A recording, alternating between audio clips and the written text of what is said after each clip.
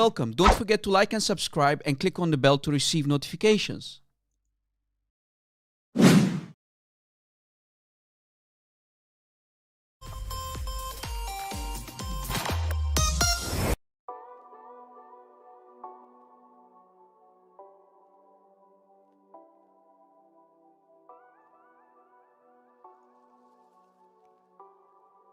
Ladies and gentlemen, this is the moment again that you all have been waiting for. We are live. You are listening to the live broadcast of your friendly neighborhood stream doctor and Christian apologist, the most wanted man, the undisputed, the undefeated public enemy of Islam. And your favorite YouTuber, Rob Christian. Please fasten your seatbelts for the second time today. Houston, we are ready for takeoff. We are back, baby. Let's go. Hello, guys. We are live again. I hope you didn't miss me too much today. I mean, come on, man. Hello, guys. What's up? Yeah, I was waiting for dear brother Christian Prince to finish. Yeah, it always takes him 10 minutes, but then suddenly the guy continues 4 hours. 4 hours later, he's still not finished. You gotta love CP, man. You gotta love brother CP. God bless his heart. God bless his family. May our Lord Christ give him a long and healthy life. The living legend himself, Christian Prince. I hope everybody's doing okay, guys. I hope you're all whole, healthy, and safe. I hope you're not going to be put asleep because of all these live shows that are going on right now. CP and I did a live show part 1 today. Now this is part 2. So we'll continue part 2. I heard that Sam Shamoun is also live. So these are luxurious times for you guys. You don't need to watch Netflix anymore. Come on, man. Isn't this better than Netflix? Come on, guys. Amazon Prime or what are those streaming services all called these days? I want to watch that stuff, man. That crap. That is brainwashing your minds, your young minds. Al-Badi says, when are you going to get your main channel back? First of all, Al-Badi, welcome. I didn't see your name before. I'm not sure. Maybe on my other live show. But Al-Badi, I can give you the following as information, for your information. I'm still waiting for a couple of more days. I think at least 4 days or something, 4 nights, till I have access to my YouTube channel again. Yes, I can post comments. I can do all kind of normal stuff, but I can't upload videos. And I can't do live shows on my main channel yet. So yes, we are banned. So we are waiting to be released from bondage, brother. Well, what do you expect from the Muslims? They know they can't silence Rob Christian. They know, but they will try. They cannot not refute us, but they will try to shut us down. But they think they are smarter than me. Well, you wish. The more you try to shut us down, the more we will come back harder at your prophet. Keep trying, Muslims. If one channel goes down, the next day 3 will be up again. So you Muslims are not really smart, man. You need to change your strategy, man. It's not working for you, brother. It's not working. All right, guys. I hope the Lord will allow us to continue.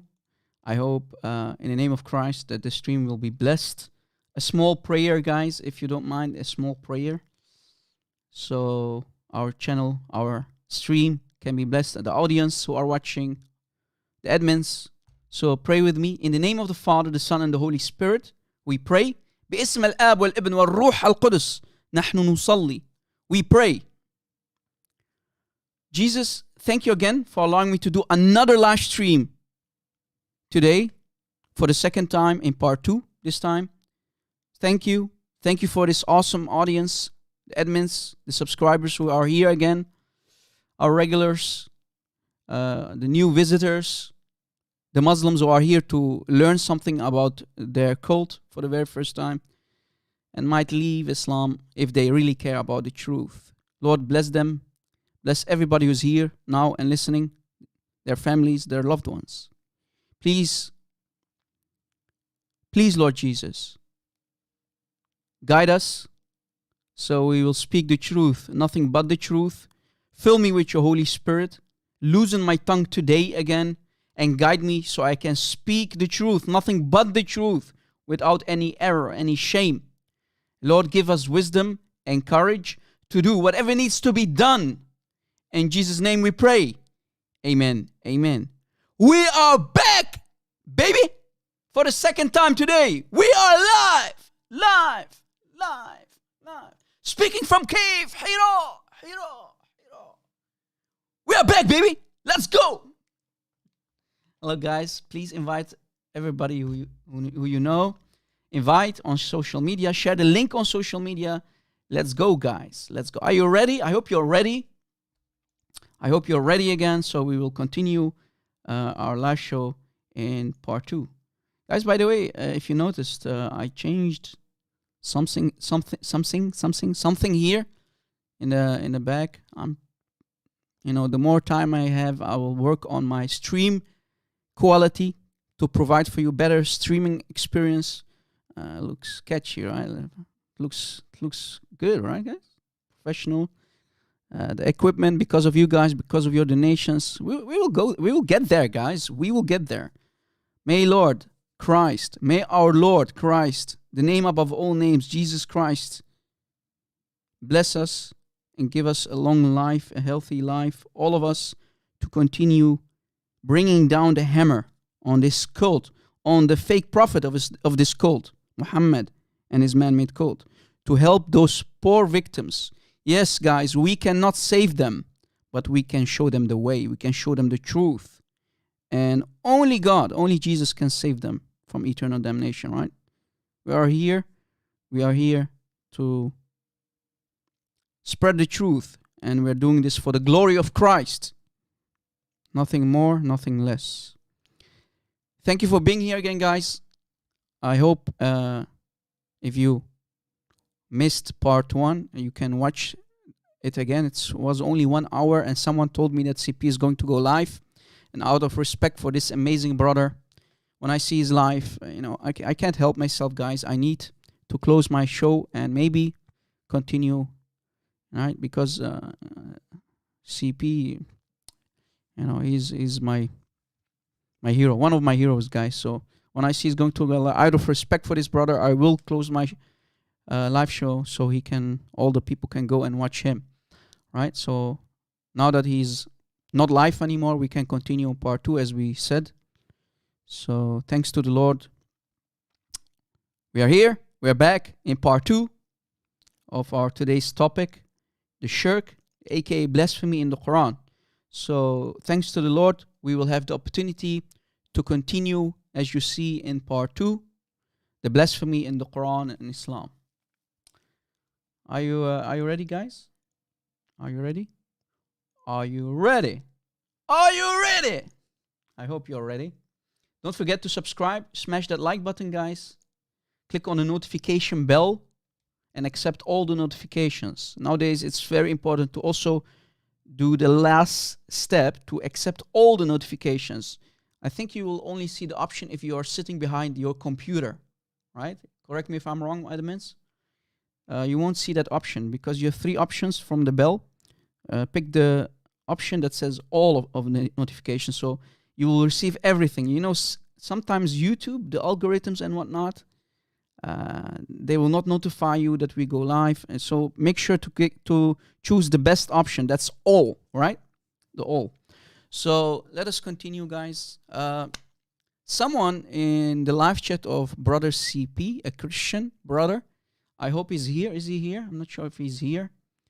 A Christian way of life. You are a new visitor, right? You're here for the very first time. Welcome, my friend. God bless you. All the admins, Carolina, thank you for telling everybody that we are going to go live again. iPhone 3G, Peter the Wall, all the admins, TM Crosspost, Bell BB, all of you. I hope I did not forget anyone. Welcome. Admins, take care of the live chat. God bless you. I'm not sure if Phil Herrera is here or the other admins. If I missed any name, forgive me. Keep the admins in your prayers, guys, and let us continue. Let us continue. All right, guys. Let's continue in part 2. Before we continue, someone asked me a question, and he must have heard about the topic that we mentioned for the very first time in one of our latest live shows. He asked me about the Seerah al-Rasul of Muhammad by Ibn Hisham ibn Ishaq. I'm not sure if that person is here. Is he here? I'm not sure. I don't remember his name, but he asked me to... was it Hadi? Hadi? His name was Hadi or something? Is Hadi here? Is Hadi here? BDA production. Why are you talking about Fifi, man? Fifi is done, man. Do I need to do a video about Fifi every week? Guys, come on. Be smarter than that. Why are you even watching his videos? Okay, Haris Sade is here. Perfect. Haris Sade, you asked an amazing question, and I want to answer your question because we mentioned this, and let us answer your awesome question with the Islamic source that is the most earliest source that we can find in Islam, which is Seerah al-Rasul that you see here in front of you. It's even older than the Quran. Yes, you heard it correctly. The Quran that Muslims have now is from Hafs, the liar, the thief, right? The liar, the thief, the plagiarizer, and all of his hadith is rejected. He is a liar. And according to Muhammad, if you lie about him, you will have to take your seat in hellfire. Since Hafs lied about Muhammad in the hadith, Hafs is now burning in hellfire. Remember, Hafs came 200 years, more than 200 years after Muhammad. So it's the recitation of Hafs, right? The Quran itself. It's not the Quran of Muhammad and Uthman. It's the recitation of Hafs. They don't even have the original Hafs. Go figure. So, yeah, it's this book that you see in front of you, the translated work of Seerah al-Rasul by Ibn Hisham, who edited the Ibn Ishaq copy. So it's not even the real Ibn Ishaq. It's the copy of Ibn Hisham, who took out stuff that he did not like in the original Ishaq, right? And he edited and he omitted and he deleted stuff that he did not like in his book. Imagine, for the people who do not know. So this is the omitted work of Ibn Hisham. Islam, it's funny when Muslims love to attack our Bible, our New Testament, but their house is built on quicksand. Imagine, they don't have the original Quran. They don't have the Quran of Uthman. They don't have the Quran of Muhammad. They don't have the original biography about the life of Muhammad. Look at these hypocrites, but they love to talk about the Bible every day, right? So let me address the question of our brother here. Are you with me, bro? Give me a 1 again so I can address your question. Give me 1 again, please, so that I know you're focused and you're listening. I'm not saying that you are not listening, but I just want to share. Make sure. Okay, Haris Sadi, you're with me, right? Haris Sadi, you're with me, right? All right. This is the Seerah that you asked for, Seerah al-Rasul. And if the admins, Phil Herrera or others, can provide the link again, like last time in the live chats, so that this brother can download the book and he can check it out himself and study, because I could recommend anyone who's watching to read Seerah al-Rasul, and you will get shocked what kind of information we have in this book about Muhammad's life. You get shocked. This book, which is written by one of the most earliest Muslims, actually destroys Islam. I kid you not. And here is why. Let me answer the question and prove again how easy it is to refute the lies of these Muslim apologists today, like Shabir Ali, Adnan Rashid, Fifi, Mimi, Lili, all of these idiots, right? All of these idiots who call their prophet a liar and deceiver, who call their most authentic, early source about the life of Muhammad, the earliest book that they have. This is the most earliest book, guys. Notice. This is the number one, the most earliest book that we have about the life of Muhammad. It's older than the Quran. Yes, you heard it correctly. This is page 104. Do you see it, Hadi? Brother Hadi? Or sister Hadi? I'm not sure if you're a man or a woman. Not trying to insult you, brother or sister. Here, this is the same book. Do you see it? The Life of Muhammad. The Life of Muhammad. So it's the same book. And the admins already provided the link. Download it, please. And check it out yourself. Page 104. Do you see it, bro? Or sister? Page 104. All right. Look what it says. On page 104 of this very same book, it says it is extracted from what John the Apostle, from what John the Apostle, right? John the Apostle himself set down for them when he wrote, when John wrote the Gospel of John for them from the testament of Jesus, son of Mary. But Muslim apologists in 2021 want to tell you, no one knows who wrote John. We don't know who John is. But Abdul, ya son of Abdul, ya munafiq ibn munafiq, ya jaban, ya jahil ibn jahil, ya miskin ibn miskin, ya jahil. Look what your most earliest extant biography about the life of Muhammad says. John wrote John, and it's not on his own account. John did not write from his own. He got it from Jesus. From what? The testament of Jesus, the son of Mary. Do you see it? If this is not the strongest proof in the most earliest book that Islam has, if this does not destroy the claims of these sons of Satan, Adnan Rashid, Fifi, Mimi, all of them who claim that we do not know who wrote John, we don't know who wrote the Gospel of John. Well, your own book says that John wrote John. You idiot. Bunch of idiots, illiterate idiots, just like their fake prophet Muhammad. Do you see how they throw their own books under the bus, guys? And this is the most earliest book that they have in their possession. Wow. So guys, I hope you learned something. This is not my topic today, but I had to answer the question of this brother.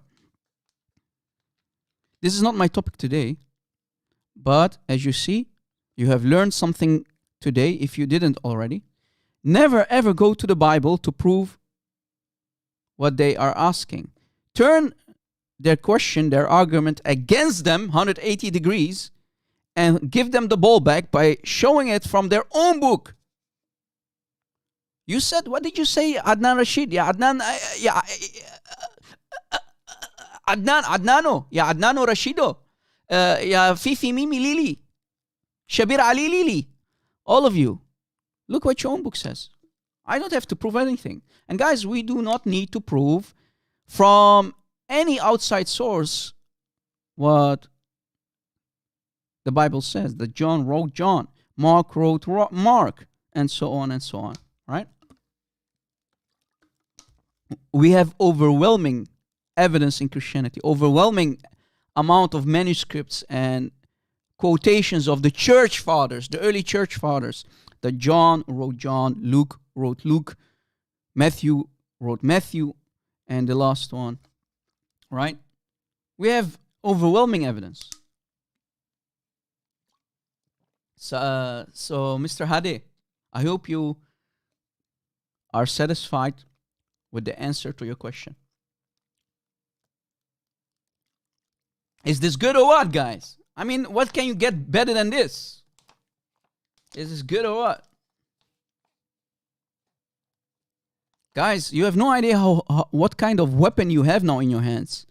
Page 104 of Sirat al-Rasul that destroys all of their arguments. John did not write John, brother. Get out of here. Yeah, Jahil. Get out of here. Idiot. Are you trying to throw your own most earliest book about the life of your fake prophet under the bus? Guys, download the book. Download the book. Download our videos and share them on social media. Take a screenshot for all I care. This is Sirat al-Rasul by Ibn Hisham ibn Ishaq. Do what you gotta do, guys. And learn how to debate Muslims and learn also how not to debate Muslims. Don't start to tap dance. Don't allow them to drive you in a corner or whatnot. Give them the ball back. Turn their own Muslim argument against them in the court of law. Right? Because you can speak about the Bible for 5 hours. They will not accept anything. But the moment you turn the argument against them and show it from their own most authentic books, like this one, they have nothing to stand on anymore. It's like a nuclear bomb, guys. This, what you see here on the screen, it's a nuclear bomb. All right? I found this by mistake, to be honest with you. I was reading and I was like, what? All these years and I never seen this before. I was like shocked, man, when I read this for the very first time. Shocked. So this should have blown all of you away who did not hear or seen this before. This material, this very meat that we can use against Islam and the Muslim arguments. These sons of Satan who call themselves Muslim apologists, they have no feet to stand on anymore. Basically, we just cut off their feet from underneath them, right? Literally.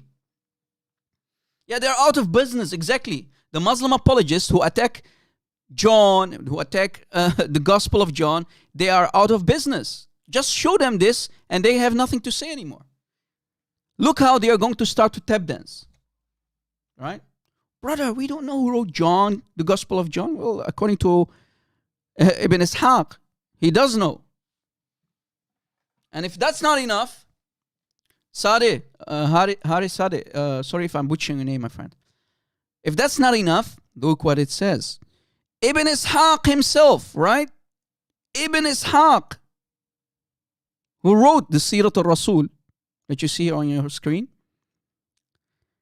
he quotes John. What did you say, Rob?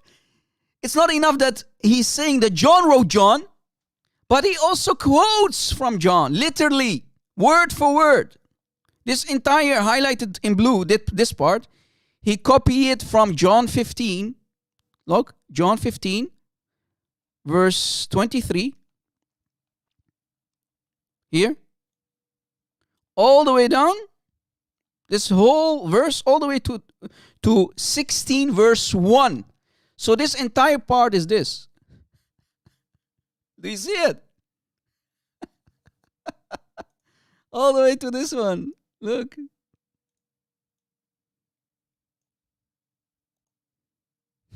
Do you see it? All the way to 16:1. So how dare you, Muslim apologist, throw Sirat al-Rasul under the bus to lie? Guys, do you have any idea what kind of gold you have in your hands? This is even higher than gold. This is pure diamond.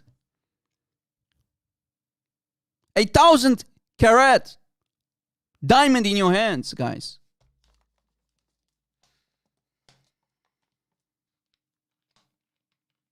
This must be a Belgian finished diamond that you now have in your hands against Islam. All right? I'm not sure if they're still. I think in Brussels, in Belgium, they used to fix or basically make the diamond that they used to find in Africa, the most biggest ones and whatnot. They used to ship it to Belgium and to Brussels, You know where Jean-Claude Van Damme is, right? The muscles from Brussels. From Brussels in Belgium, they used to make it fine, perfect, right? Shiny. So basically, you have a very, very, very huge diamond in your hands with this info. Undestructible evidence from the Islamic book.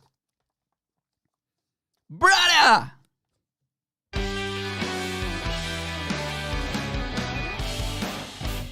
Oh yeah!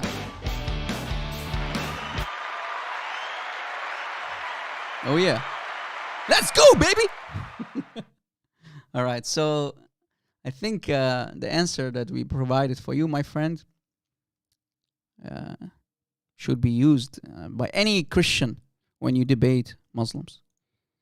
When it comes to the reliability of the Gospel of John, right? And the Gospel of John is the gospel to go to when it comes to the divinity of Christ, to prove the divinity of Christ from the Gospel of John, right? It's the John. Wow. And you know, God, our living holy God, works in mysterious ways. Even in the satanic books of Islam, he proves that he's there. You see it? Wow. Take beer. Right. Guys, I was watching a little bit to Christian Prince's live show, right? When I wrapped up my part 1 and I shut down, I was listening to what Christian Prince was saying in the beginning.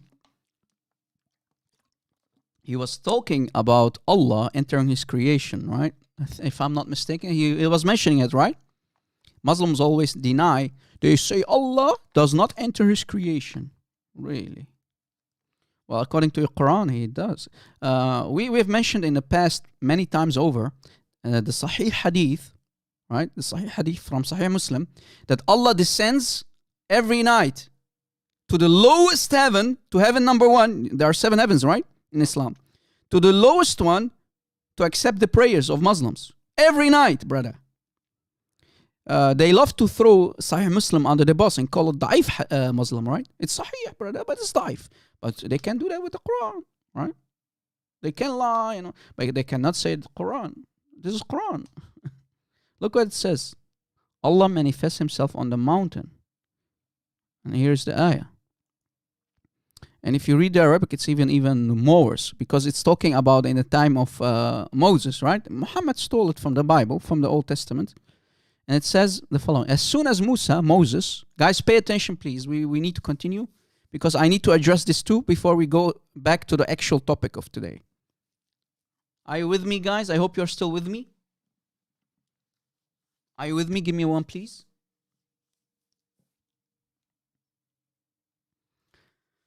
All right.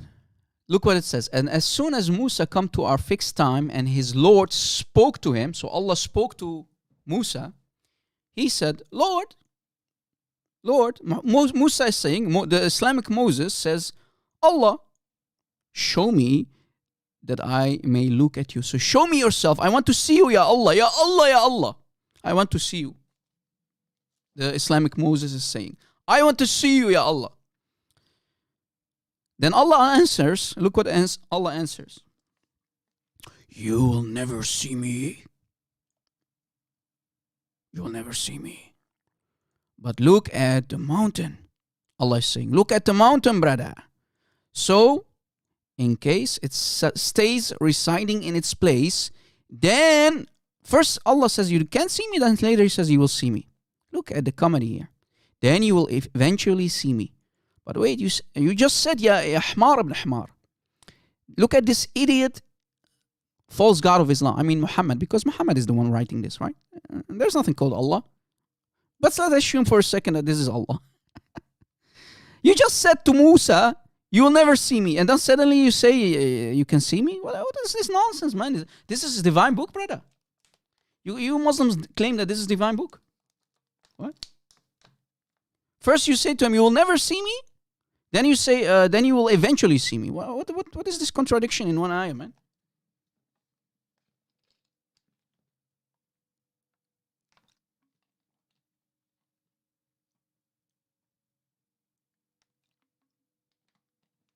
You just told Musa that he is not going to see you ever. He will never see you. But suddenly you change your mind and you say, eventually, brother, you'll see him. But you just told the poor guy that he can never see you. Yeah, and he stole, right? Muhammad stole this from the Old Testament, brother. What is this comedy, man, in this book? What is this book, this messed up book, man? Try not to get headache when you read this book. Try. My goodness. My goodness. So let us continue. Then, look what it says. Then, as soon as his Lord, Allah, manifested himself to the mountain. And that's what the Arabic also says. Look what it says. Look what it says. فَلَمَّا But when?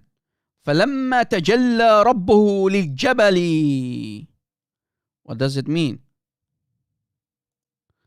When Allah manifested himself on the mountain. So Allah did enter time and space. Allah did enter creation. And he became the mountain itself. And I hope that our Christian apologists like Christian Prince and others will mention this ayah more often. We tend to go to, Allah is inside the tree, Allah is inside the fire, but we never mention this ayah. This is even more damaging. Allah himself became the mountain. He manifested himself on the mountain. He became the physical mountain itself. Don't Muslims always tell you Allah does not enter his creation? Allah became the mountain himself. Do you know the meaning of manifest? Do you know the meaning of tajalla? Tajalla in Arabic means he manifest, to become. He became literally the mountain. That's how eventually Moses saw him. Right? Allah says, eventually you will see me. So he did enter time and space. Allah did enter his creation. And the proof is in front of you. Chapter 7, ayah 143. Allah became a statue, stone, literally. The mountain itself. What are you talking about, Muslims? Why are you lying about your Quran? Why are you lying about your Prophet? Stop lying. Shame on you. Yes, this is why they like stones, brother. This is why Allah is Samad, the stone, idol. Right? We showed it to you from chapter 7, ayah 70, right? Remember? Right? Let me close this one. We showed you from chapter 7, ayah 70, right? Surah Al-A'raf, ayah 70. Surah Al-A'raf, chapter 7, ayah 70. And we showed it to you, right? That the kuffar, the kuffar of the Quraysh, al-kuffar min Quraysh, right? For the people who just joined. Chapter 7 of the Quran, ayah 70, proves that Allah is a stone idol. What did you say, Rob Christian? Watch. Let me help you with Google Translate. All right?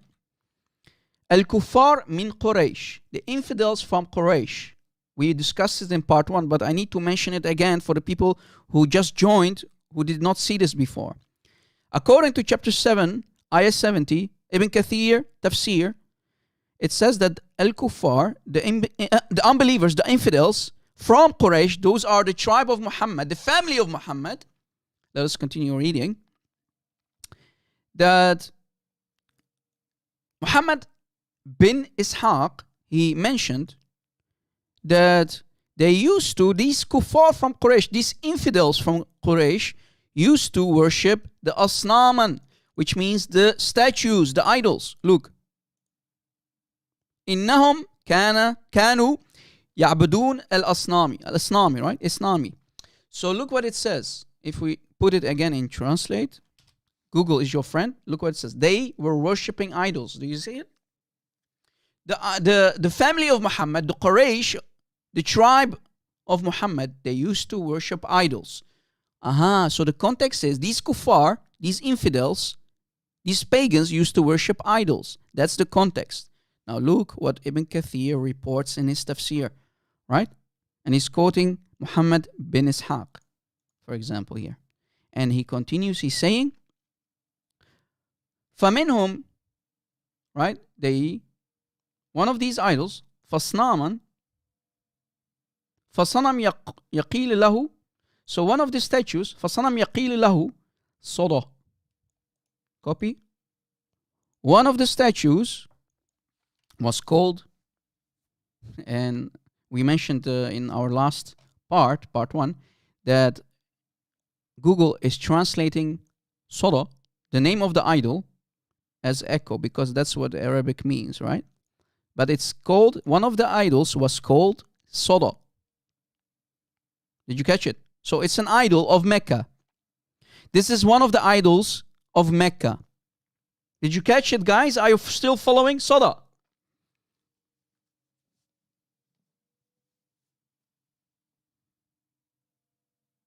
فصنم يقيل له صدى. فصنم يقال له صداء. Right? Soda. All right. Now look what it says more, and that's the most damaging part. وآخر يقيل له صدى. صمت. صمت. وآخر يقال له صمود. صمد. Now if we go to the Quran, chapter 112, look, Allahu Samad. Allahu Samad. Allah is the Samad.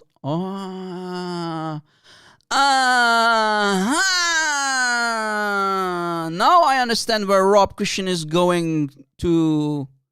Now I understand what Rob Christian is trying to say. So Allah, when he claims his Surah Al-Ikhlas, which is the heart of the Quran, which is one of the most important chapters of the Quran, Surah Al-Ikhlas, 112, Allah himself claiming that he is the Samad, but in chapter 7, ayah 70, it is called that one of the idols, right, one of the Asnam, is Samad. What? And we proved it just from the Quran. Bam, bam, bam, bam, bam!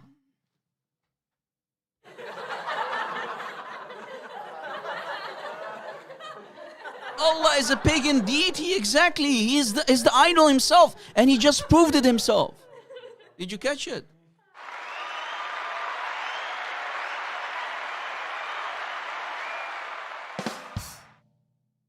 Uh-oh. Booyah! Allahu Samad.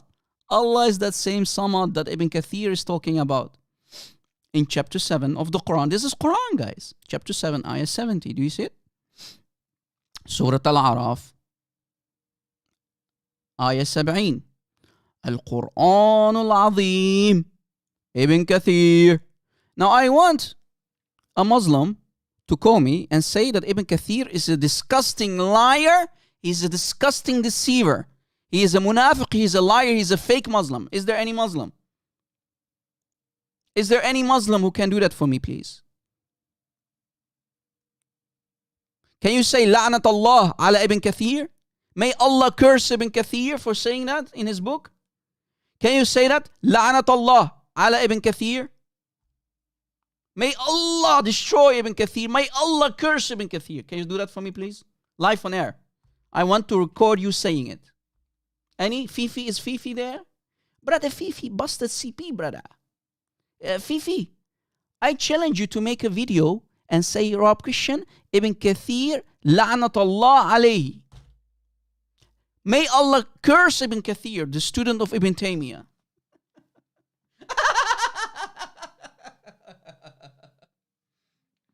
Oh boy. Oh boy. Take a screenshot, guys, and translate it, please. Take a screenshot and upload it everywhere. Take a screenshot, buddy. Take a screenshot, please. Right? And here's the word. We showed you, right?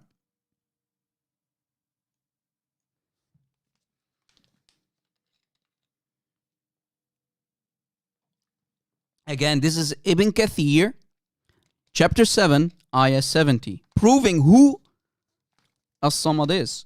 And since Allah claims to be As-Samad, let me give you the link, by the way, guys. Forgot to give you the link. Here's the link in the live chat. And Phil Herrera and others will post it later, also in the comment section. Right? So you can find it in the live chat. Rewatch the video. Rewatch this show if you missed it. Find it in the live chat, and also it will be provided in the comment section under this video. Make sure. I find it odd that after we're done, people still ask, Rob Christian, can you give us the sources? Yeah, ما بعرف إيش. My friend, we are putting it in the live chat. We are putting it in the comment section. You're still asking for the sources that we mentioned on the video. What's wrong with you, man? Why are you so lazy? People, man. Right? And this is the same Samad that Allah is calling himself. Allahu Samad. Allah is the Samad. So since Allah is the Samad, and according to Ibn Kathir's tafsir, the Sanam, the statue, the idol is Samad. That means Allah is that statue. And he's still a statue till today. Well, I don't know. Since when do statues move? I don't know. I've never seen a statue move on itself. What do you think?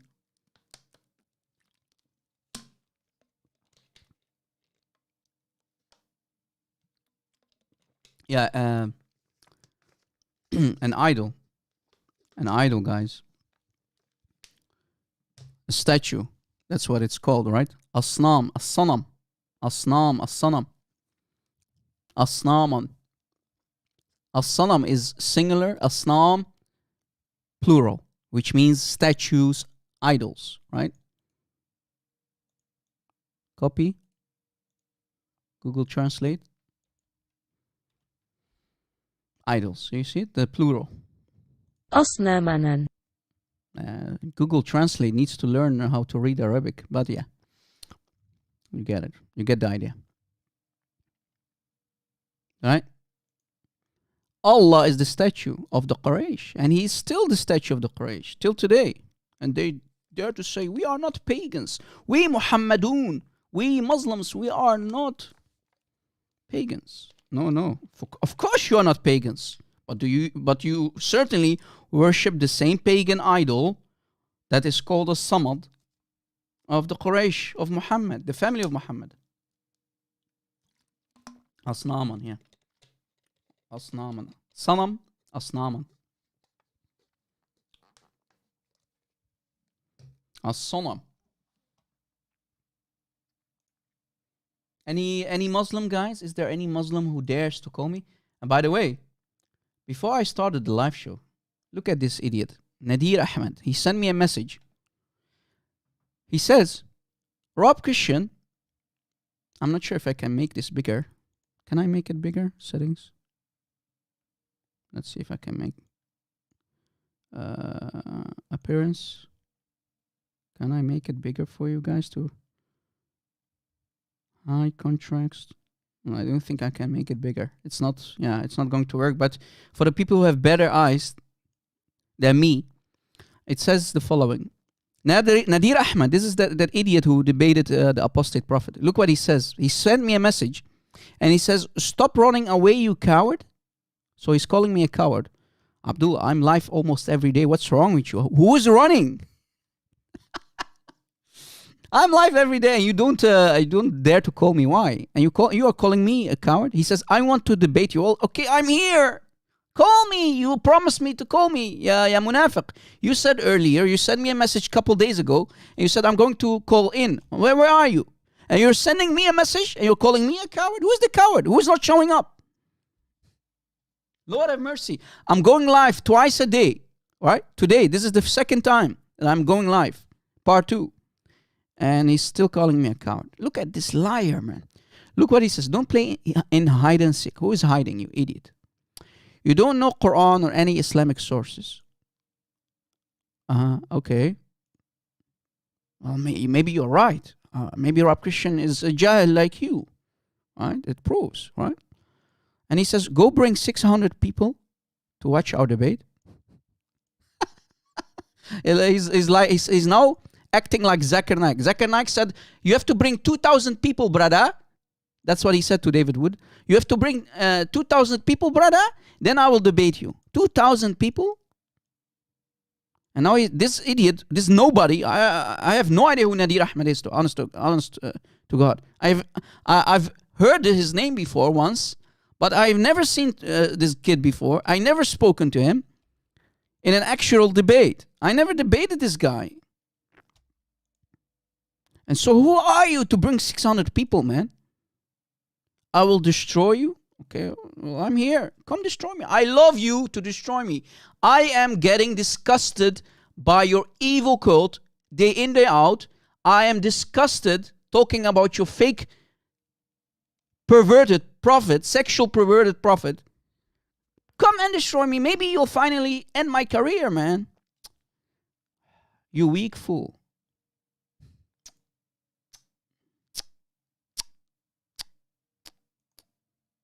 Then I answered him back. I just moments ago, I sent him a message back. Who's calling? I hope this is a Muslim, else I will hang up on you. Yes, hello? I'm talking to? Hello? Daddy Ultimate, right? Ultimate donkey, yeah. Yeah, I will run from you. Donkey. Waste of time. Okay. Rashid Khalifa boy, not even a Muslim. You're not even a Muslim. Why should I waste my time with you? We have talked many times to Ultimate Donkey, Ultimate Fart. Not gonna waste my time. So let me continue with Nadir Ahmed. Nadir Ahmed says, Abdul, I'm telling him, Abdul, yeah, son of Abdul, ya Jaban. Abdul, Nadir Ahmed, I am live almost every day. What's wrong with you? Who are you? Dude, who are you? Yeah, Nadir Ahmed, who are you? I don't even know you. Then I continue saying to him, only a coward like you won't call in. Stop crying. Call me. I will go live soon for the second time today. So I'm talking about, and I'm even giving him the link. Where is he? He sent me this message and he disappeared. I mean, you are my witness. God is my witness. Filthy cowards. They're only sending me fake Muslims to waste my time. Yesterday, this idiot who called me was too embarrassed to say what kind of Muslim he was, playing games with me. And now Nadir Ahmed sending me a message and then disappear, and we have ultimate fart. For some reason, guys, I'm only getting kids and trolls. That's it. That's it. Where are the Fifis and Mimis and Lilis? Where are they? Why are they hiding from me? Why are they sending me cowards and trolls? Rob, you coward, why are you hiding? Yeah, I'm hiding. You see, I'm hiding, brother. I'm hiding. Only an idiot, a troll like Ultimate Fart calls in. And if I show him a hadith or I show him a tafsir, he will say, no, Ibn Kathir is a liar. Why do I want to waste my time with such trolls, man?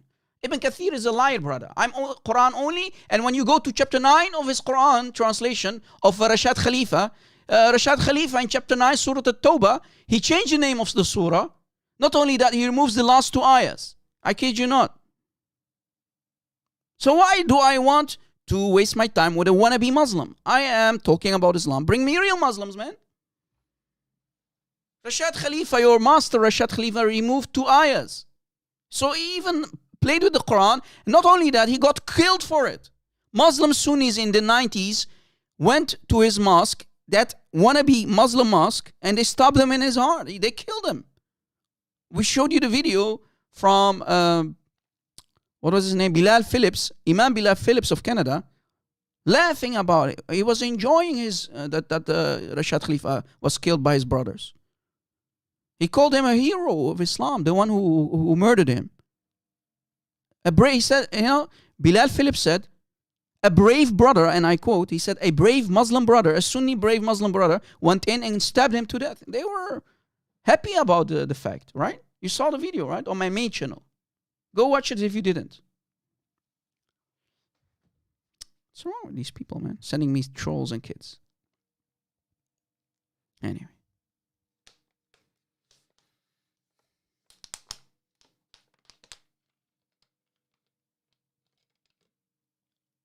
Yeah, Exactly, that avalanche guy.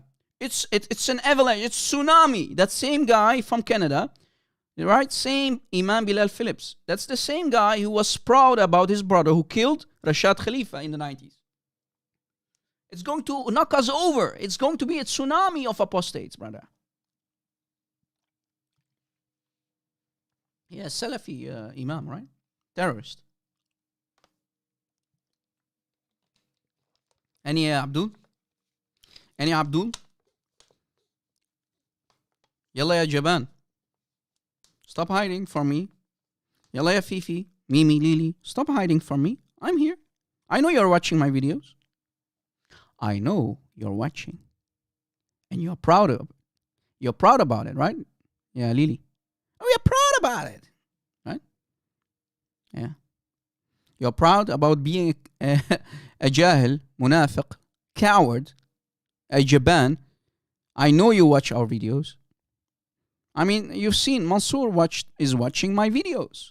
Last time we showed you that Mansour is watching my videos. All these speaker corner cowards who only debate Christians who don't speak one word Arabic, they only debate with them, with all due respect to our dear sister Hatun, amazing sister in Christ, a lioness, a true lioness. But she doesn't speak Arabic. Why are they not debating me? Why are they not debating Christian Prince? Ask yourself this question. They know what will happen to them because we do know the language. They always scream, you don't know Arabic, brother. You can't destroy it. You don't know Arabic. You don't know what the Quran says. You don't know what the Hadith in Arabic. Well, you can't use that kind of tactic with me. I know Arabic. Right? And guys, God forbid, I'm not trying to brag about it. People who know me, they know this. But they always, these filthy sons of Satan, these dogs of Satan who call themselves Muslim apologists, they always use the excuse to run away. You don't know Arabic. You don't know what the ayah is saying. And that's their last trump card, right? Yeah, Bob the Builder, all of these guys, amazing brothers and sisters in Christ, right? Who risk their lives. They go to Speaker's Corner between all these Salafi idiots, these terrorists, these bloodthirsty terrorists, all of them. Fifi, Mimi, all of them are all Salafi terrorists. Guys, don't think that you are dealing with regular. These are the Salafis. You know what Salafis and Wahhabis? They are Wahhabis and Salafis. They are the terrorists trying to, picture Islam. Look, if you watch Mimi and Fifi and Lily, they try to come out, very humble but in the background, guys, when the cameras are off, these are the guys. These are the guys in the front lines, right? What they are putting, but their masters in the back. They are the ones who planning the terrorist attacks. These are the Salafis and the Wahhabis. They're all terrorists. So shame on London, shame on the UK for allowing such terrorists to live in their countries and not doing anything about it. To allow them to brainwash poor Muslims who don't speak one word Arabic on YouTube, brainwashing them and keeping them in Islam. Those filthy murderers, they are murderers. Not only murdering people's bodies, but they are murdering souls. And you should be afraid of those people who murder your soul. That's what also the Bible teaches. Don't be afraid of people who might hurt you, physically, but be afraid of those who might hurt your soul. Those ones you should be afraid of. Right? Shame on England for allowing such evil terrorists to live among them, infiltrating them. Like Fifi, Mimi, they are all Salafis. Just look at the beard and you will understand that they are Salafi Wahhabis. The beard speaks for itself, right? They trim their mustache, right? And they keep the beard growing. Filthy beards of there. Those are the Wahhabis, Salafis, right? Now, guys, before we continue, I want to talk about satanic verses. It has been too long ago that I mentioned the satanic verses, right? What? The satanic verses? Yes, the satanic verses. Satanic verses. Satanic verses.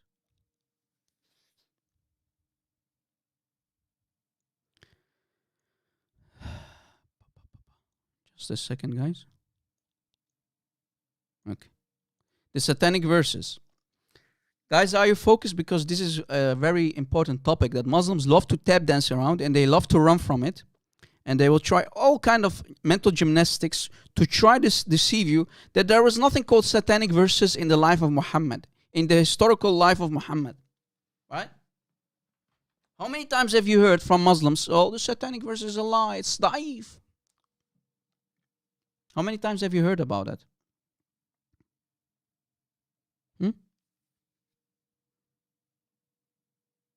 All right, you're focused, guys? Perfect.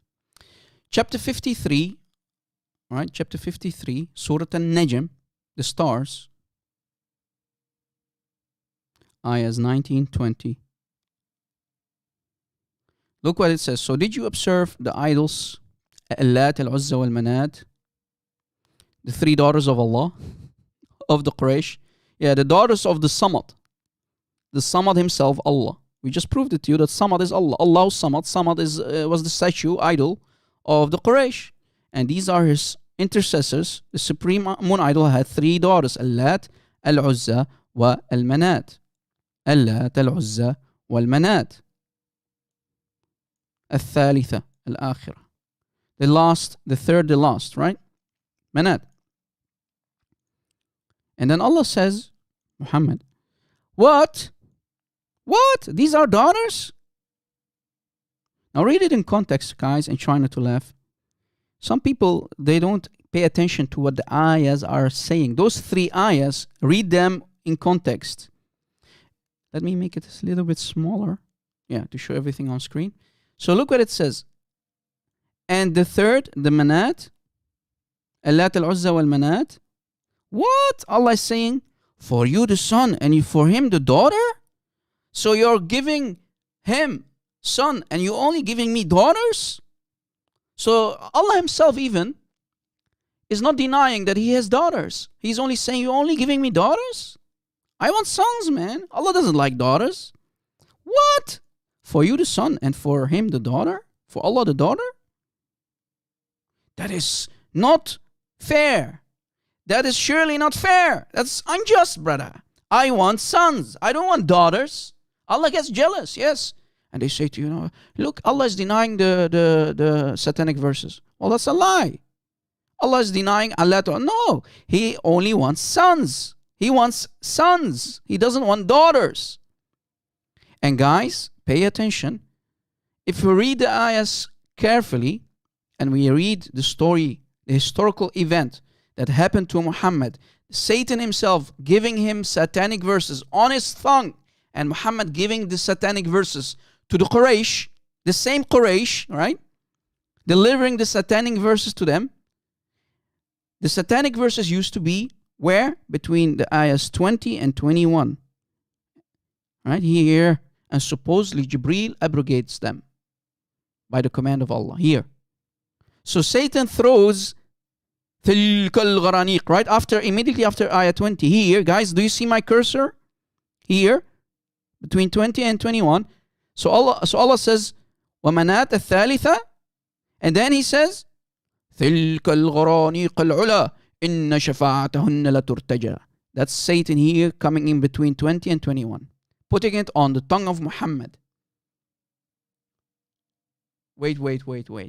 So Satan was even more powerful than Allah, and Allah was asleep when he put his ayah, his own satanic ayah here.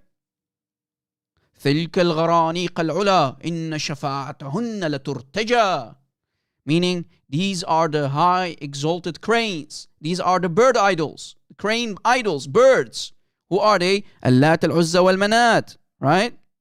Allat, Al-Uzza, wal-Manat. تِلْكَ الْغَرَانِيقَ الْعُلَى إِنَّ شَفَاعَتَهُنَّ لَتُرْتَجَى. These are the exalted cranes. Their intercession is hoped for. So there was an ayah here between, and that was the satanic ayah, which is called the satanic verses. It's basically one ayah, right? Did you catch it? Guys, take notes. The satanic verses was here between 20 and 21. Here. Exactly here. Let me make it bigger. Right? Here in between 20 and 21. Here. You can basically take a screenshot, guys, and I'm going to prove it. I'm not saying it's something out of, here. Between 20 and 21. Here was the satanic verses. That Satan himself gave on the tongue of Muhammad. Yes, you heard it correctly. And I will prove it. Just be patient with me. You need to wait and be patient, guys. Rome was not built in one day. So if you want to learn about the truth, if you want to learn about what happened with Muhammad and Satan, you have to be patient. Right? We will discuss it. Easy, okay? Take out your pens and we will go there. Right? We will go there. Watch. This is Tafsir Al-Quran. Tafsir Asbab al-Nuzul by Al-Wahidi. Highly respected tafsir. Right? Like Ibn Kathir and so on. This is chapter 22, Surah Al-Hajj, ayah 52. Asbab al-Nuzul by Al-Wahidi. You see it, right? Tafsir. The reason, here it says Asbab al-Nuzul by Al-Wahidi. The reason why ayahs come down by the person called Al-Wahidi, tafsir of the Quran, right? Chapter 22, take notes, ayah 52, and let me give you the link. Bookmark the link, guys. Save the links.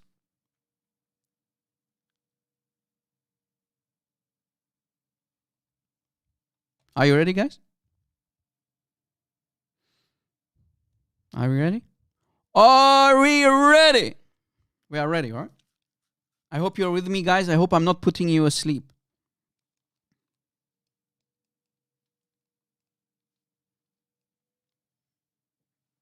All right.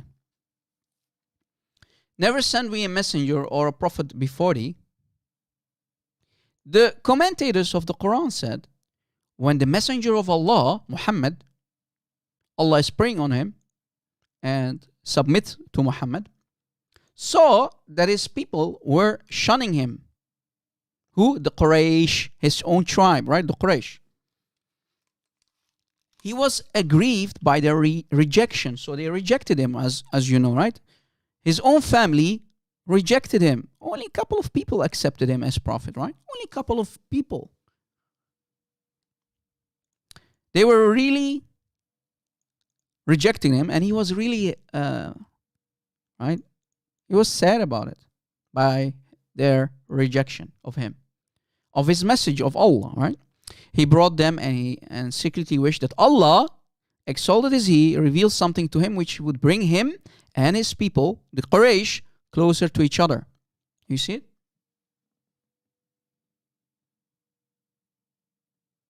Muhammad wished that Allah will send something down so that his family could come closer to him and accept him as a prophet. But they kept rejecting him. Keen as he was, look how keen Muhammad was when he destroyed their idols, right? Muhammad was so keen, he even destroyed their idols. Keen as he was to see them accept faith. But they rejected it. They kept rejecting it, and they kept rejecting him. One day, he sat in one of the congregations of the Quraysh. So he sat with them, with the leaders of the Quraysh, right? Are you still following, guys? He sat with the leaders of the Quraysh. You see it? It's in front of you. Which attracted a huge numbers of its members. Huge number of its members. So basically the whole the whole group of leaders of Quraysh were there. And he wished that Allah, exalted is He, does not reveal to him on that day anything that might repel them from him. So please, Allah, don't send something down, else they might reject me even more than that. He was even embarrassed of his Allah, right? Basically. Allah, please don't reveal anything that might cause them to even flee from me. That they won't even accept me. I know they are not accepting me, but you are going to make it even harder on me. But Allah does not listen anyway. Allah, the fool that He is, does not listen anyway, causing more trouble for Muhammad. Guys, we don't believe anything that there's Allah, but Muhammad kept busting himself. Yeah, of course. Allah sends him bad things. And look, Muhammad gets in trouble. Watch. Allah exalted is He revealed to him then Surah Al-Najm. What is that Surah Al-Najm, guys? This same chapter, right? So Allah starts from here. Guys, watch what's going on. And please take notes, and you need to download this part and share it on social media, guys. Share it on your channels. So Allah starts from Ayah 1. وَالنَّجْمِ إِذَا هَوَاهَا and all the way down, all the way down, all the way down, all the way. Allah continues, right? Allah still sending him ayahs. Still sending him ayahs, and then Allah stops here. Allah stops here, and Satan now comes in. Do you understand what's going on? This is why I told you here. Satanic verses were here. Watch. How, Rob? Are you sure? Do you have proof? Yes, I have proof. Rob Christian, do you have proof? Yes, I have. Is there something wrong with you? Go wash out your ears. I have proof. Watch. So Allah starts sending down ayahs, and He stops here. And then Satan comes between. Allah goes sleep, and Satan comes. The powerful Satan that is more powerful than Allah Himself. Watch. So Allah starts revealing the ayahs all the way to ayah 20. Look, Surah 53. The messenger, look what happens next. The messenger of Allah, Allah bless him and give him peace, recited it, but when he reached, have you thought upon Allat al-Uzza wal-Manat, the third, the other? Like I said, ayahs 19 and 20. Let us go back, guys. I hope you're taking notes. Guys, no one will explain this chapter like I do. I'm not trying to brag, but no one knows about this like I do. I've studied this for years. All right?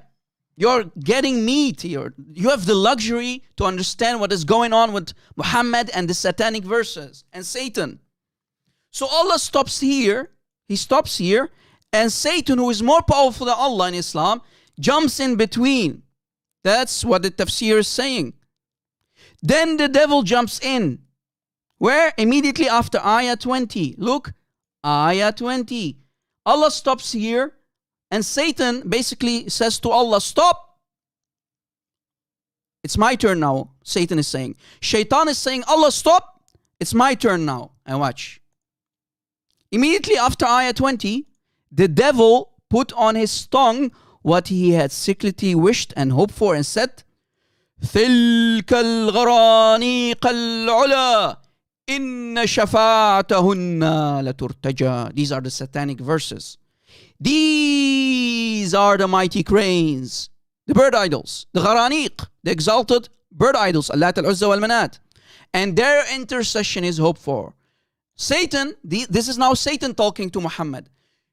تِلْكَ الْغَرَانِيقَ الْعُلَى إِنَّ شَفَاعَتَهُنَّ لَتُرْتَجَى. These are the mighty cranes, and their intercession is hoped for. So, this highlighted part used to be immediately here between 20 and 21. Do you understand what I'm trying to say? Are you following, guys? If you didn't catch it, tell me, Rob Christian, I did not catch it. Be honest, no problem. I'm not going to eat you. I'm not going to bite you. I will explain it again. Did you catch it? The ones who did not catch it, give me a 3. I will explain again. I need all of you to be focused and learn what I'm trying to say here and taking notes. Whenever you talk about the satanic verses with a Muslim, you need to know what is going on. This is meat. Okay, Mamu did not get catch. Okay, Mamu, no problem, Mamu. You need to now take out your pen. Do you have a pen and paper? Take notes. You did not catch it, no problem. You were busy. Okay, Dov was busy too. Dov, Welmenthal, Joe Karimo too. Okay, guys, everybody, don't be ashamed, guys. I'm not going to bite you. I'm not going to be angry with you. But this is the last time that I'm going to explain it on this live show. Are you ready? Are you ready, guys? Give me one. The guys who did not catch it, I'm going to explain again. All right. Take notes. Take out your pens or notepad. I'm not sure what kind of stuff you use to take notes, but you need to write it down. You need to write down every step that I'm going to explain to you. The satanic verses, that's the topic now. Allah basically starts to send down the ayahs of chapter 53 of Surah An-Najm. Allah starts, Bismillah ar-Rahman ar-Rahim, and continues, when Najmi, and so on and so on, by the stars. He starts with ayah 1 and goes down. Allah, this is Allah, right? Revealing the ayahs to Muhammad. All the way down. Allah is still giving the ayahs to Jibreel, and Jibreel gives them to Muhammad. Allah, Muhammad, Jibreel. Allah, Jibreel, Muhammad. Allah, Jibreel, Muhammad. All the way down. Allah still giving Muhammad ayahs. Allah is still giving Muhammad ayahs. All the way down. Still Allah is giving Jibreel, and Jibreel gives to Muhammad. Allah gives Jibreel, and Jibreel gives Muhammad. All the way down. And then Allah stops here. This is the last ayah where Allah stops. Basically stops here. Here. Did you catch that? Did you catch it? I hope you caught this part. Take a breath, right? Take a breath. Breathe. Husa.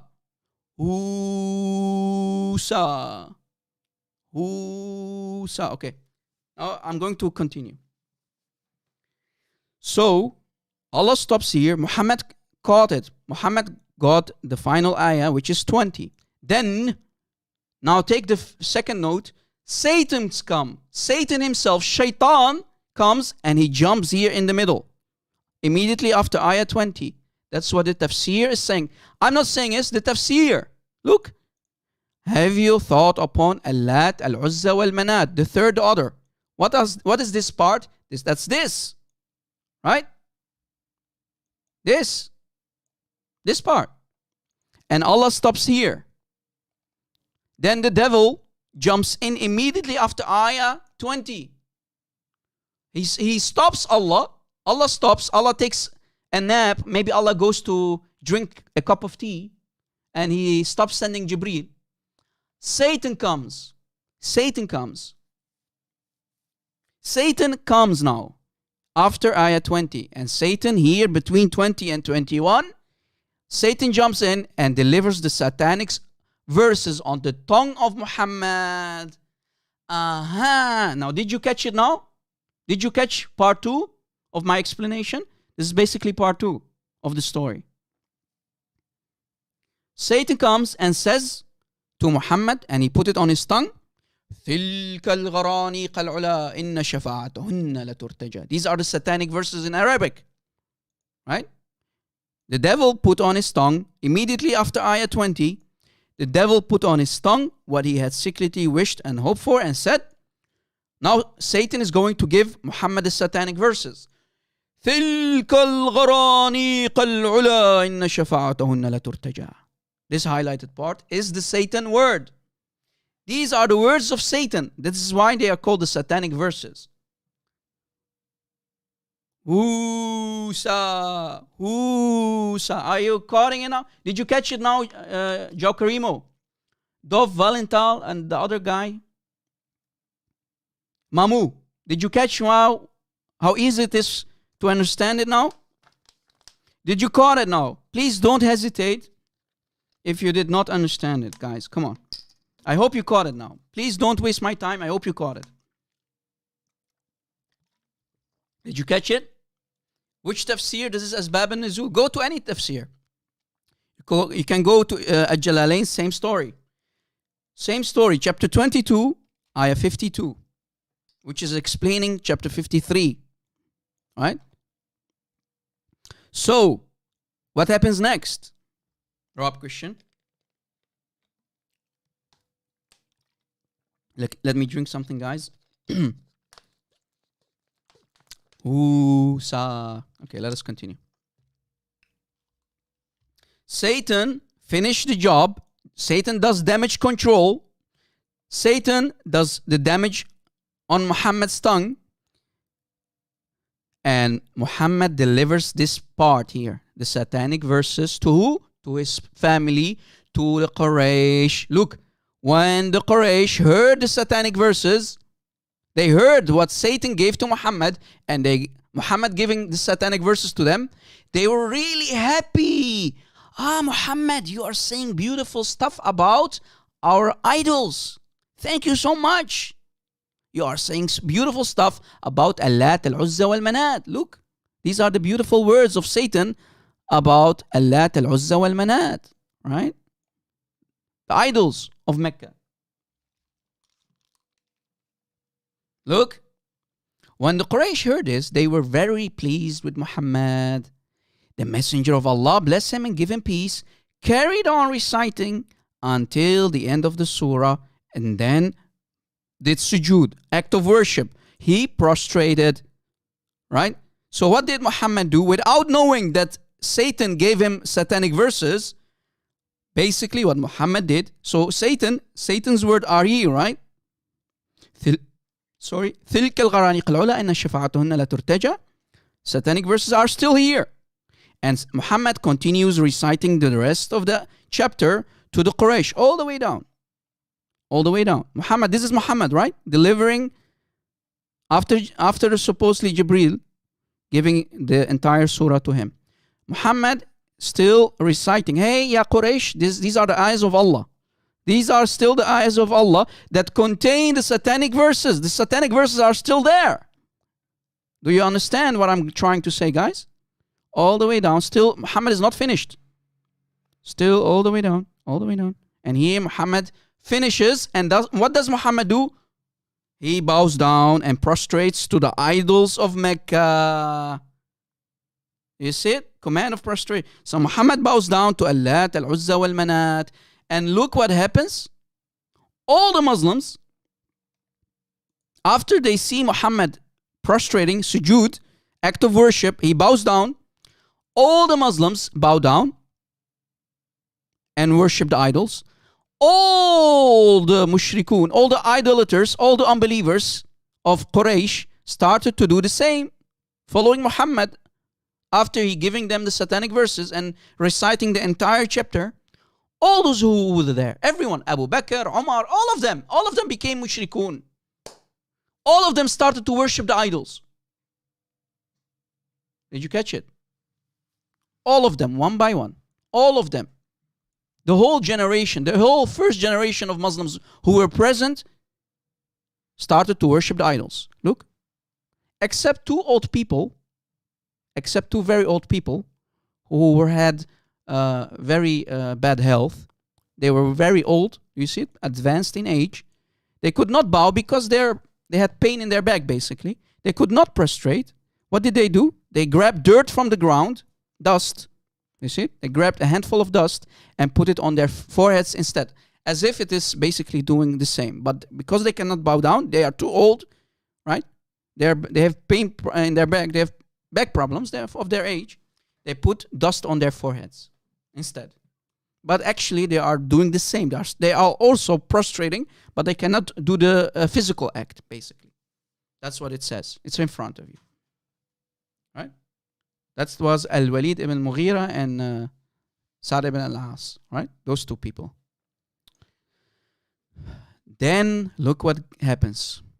After the incident, after Satan doing damage, and remember, the satanic verses are still here inside the Quran of Muhammad on his tongue. Right? So Satan did damage. Muslims dare to say to you, there is nothing called satanic. No, brother, no. Satan did damage, and remember, the satanic verses are still here inside, between 20 and 21. Right? Then later, look what, if we continue reading, everyone left. Right? Muhammad, look what it says. The Quraysh then dispersed, so they started to leave one by one. Happy, they were happy. Finally, Muhammad started to bow towards our idols. He became a mushrik like us. They were happy with Muhammad, right, at that moment. The Quraysh then dispersed, happy with what they heard from Muhammad. They said, look what the Quraysh saying. Look what the Meccan Quraysh, the tribe of Muhammad, are saying. The idols worshippers. Muhammad has mentioned our idols with complimentary terms. Muhammad said beautiful stuff about our idols, about Allat, Al-Uzza, wal-Manat. Oh boy, what have you done? Ya mushrik ibn mushrik. Ya mushrik, ya mushrik ibn mushrik, ya Prophet of Islam. You became a nice little pagan that day. Did you catch it? Because of Satan. He did not know that Satan was acting like Jibreel. Muhammad all the time thinking that Jibreel is Satan and Satan is Jibreel.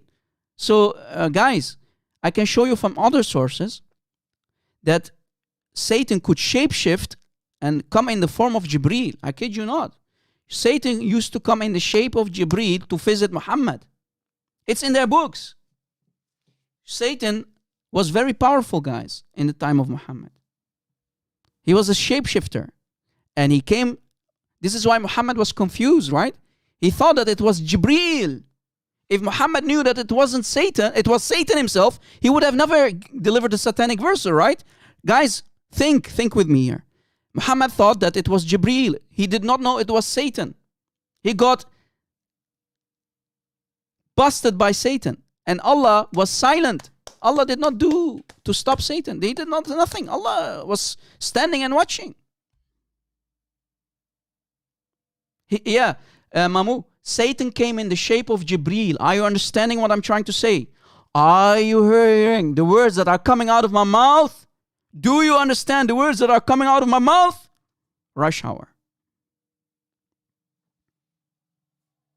Do you understand, guys? This is the me that I'm giving you. You have no idea. You will never ever hear a Muslim talking about this. They don't dare to bring this up. They don't dare. So after Satan doing damage and Muhammad still thinking that it is Jibreel who came to him. What happened next, guys? Watch what happens next. We know that Allah gives life and takes it away. He creates and provides substance. But these idols of ours, these are the Quraysh that are still talking, right? But these idols of ours, look, do you see, guys? This is why I always tell you, the Quraysh, they worshipped Allah. Remember when I said it last time? When I was with Adam Seeker? Guys, when I was with Adam Seeker, I mentioned this. I told, and everybody was listening, the Quraysh of Mecca, and I'm happy that Adam Seeker is here again. Guys, help him out, subscribe. The Quraysh used to worship Allah.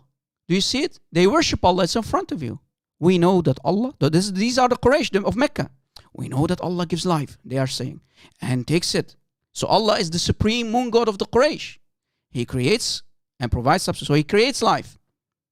But these idols, our intercessors of ours, will intercede for us with Him. So Allat, Al-Uzza, Wal-Manat, the three bird idols, they were bird idols. They could fly all the way to Allah and give the prayers, the intercession to Allah. Allah is basically the number one God. But the rest are only basically male boys, male girls. Right? They used to deliver the mail to Allah for the Quraysh. So even the Quraysh were basically monotheistic, right? They were monotheists under a pagan umbrella. They only worshipped Allah, but they had deliver girls. Right? They used to fly to Allah. Hey Allah, we have prayers for you from the Quraysh, Allah, the moon idol. Yes, like the black stone interceding, the Quran interceding. I hope you are now understanding what I'm trying to teach you guys. Now, look what it says. The Quraysh continue saying, now that Muhammad has associated them, we are all with him. My wife just came home, guys. I blew her a kiss. So the Quraysh are saying to Muhammad, hey Muhammad, you did an amazing job, Muhammad. You just associated our intercessors, Allat, Al-Uzza, Wal-Manat, with our Allah. So thank you so much, Muhammad. Habibi Muhammad. Thank you for talking beautifully about our intercessor, brother. So they are basically hugging and kissing him. Brother. Look how happy they are with Muhammad delivering the satanic verses to them. Later, and here comes the disaster. Here comes the disaster that Muslims don't dare to talk about. That evening, brother, after Satan doing damage to Muhammad, giving him the satanic verses, and Muhammad giving the satanic verses to the Quraysh, his own family. And after he became a mushrik and he prostrated, remember, he bowed down to Allat, Al-Uzza, Wal-Manat. He became a nice mushrik. That evening, After the damage, Allah is always late, man. Allah is always late. That evening, suddenly Allah decides to wake up and sending Jibreel, the real Jibreel, brother. May the real Jibreel please stand up. Uh-oh.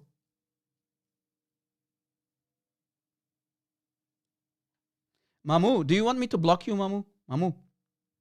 Mamu. What has Jesus to do with idols, you idiot? Mamu, you know, let me give you a timeout so you can cool off. Cool off. Buddy, cool off. Can you cool off? Cool off, okay? Cool off. Go sit in the corner and cool off. Jesus has nothing to do with the satanic verses, you idiot. Okay, cool off there. Sit in the corner. Sit in my corner of the room. Cool off. And when you're cool off, you can come back after 2 minutes. All right? I'm not here to entertain you. Look what it says.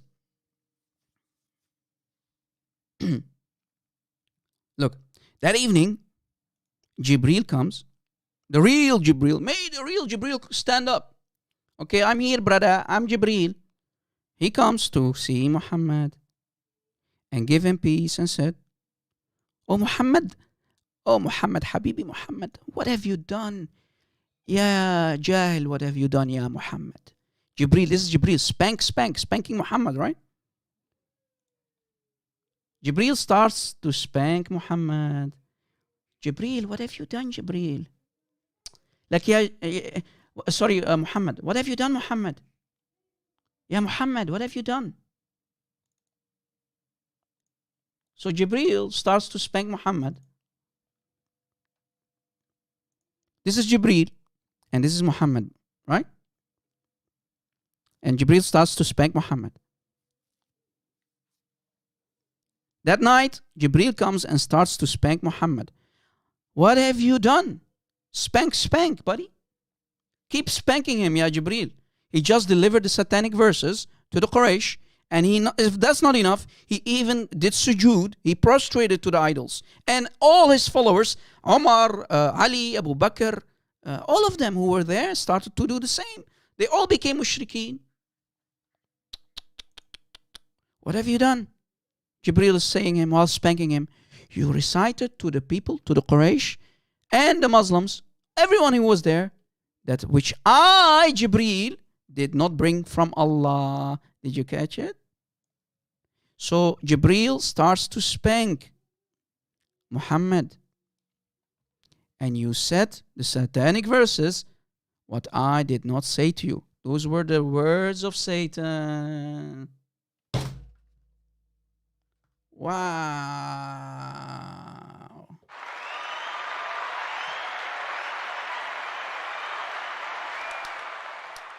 Guys, I hope you figured out what's going on. That's the satanic verses incident in a nutshell. That's how to explain the satanic verses in a nutshell. So, after Jibreel coming, Allah starts to abrogate, right? Allah starts to abrogate the satanic verses that used to be here, that are no more there anymore. Satan did damage. Muhammad became a mushrik. After the damage, Jibreel comes and he removes the words. Any Muslim?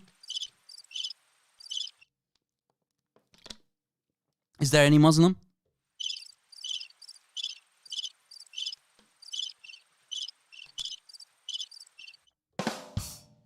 There you go, Adam Seeker. I forgot about it. You see how easy it is to expose Muhammad, the pagan mushrik? And Muslims love to tell you, oh, brother, there are nothing called satanic verses. How dare you? How dare you to call me a liar? How dare you to call me a liar, Ya Abdul? So guys, whenever you have a debate with a Muslim, the satanic verses used to be here immediately after Ayah 20. Later, after Satan doing damage, Jibreel comes and he wipes them out, right? After the damage is done. And guys, even in the Quran, we can show the satanic verses. Forget about the tafsir for a second. If we go to chapter 22, Ayah 52, watch.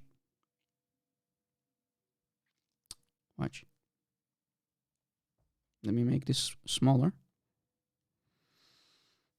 Let me give you the link again, guys, to the tafsir. This is golden, right? This is meat. This is meat. Bookmark and save it, guys, and read it carefully. And if you took notes, compare to what I explained and to your notes, right? You need to understand what is going on. You need to catch it. Because if you're going to debate a Muslim about the satanic verses, you need to know how to explain it to the Muslim. Because most Muslims don't know. Here, chapter 22, the same chapter that we showed you the tafsir from, right? Chapter 22, Surah Al-Hajj, ayah 52. Chapter 22, Surah Al-Hajj, ayah 52.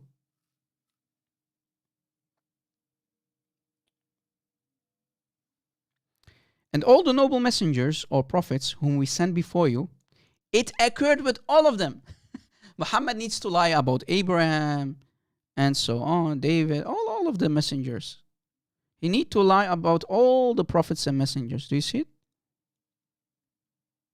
All of them. According to Muhammad, because he got busted, he became a nice little pagan mushrik. He is lying about all the prophets, saying that all the prophets got satanic verses. What? He just lied about people like Abraham and Moses, man. Yeah, Mamu, you need to behave, okay, Mamu? You're very welcome to stay, but behave. Jesus has nothing to do with this. Okay?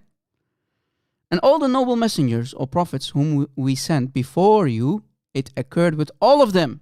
All of them. Moses, Abraham, all of them fell for the satanic verses. You filthy liar. You just lied. Muhammad, you filthy coward bastard, son of Satan. You became the son of Satan and you delivered the satanic verses to your own family, the Quraysh. And now you have to lie about all the prophets and messengers? Look how he's lying. He's even lying about Jesus, right? Because in Islam, they claim that Jesus is a prophet, right? A messenger. Are you understanding what Muhammad is saying here? Are you understanding what Muhammad is saying here? Guys, focus, please. So, Muhammad needs to lie about all the prophets and saying that all the prophets received satanic verses and they delivered it to their people.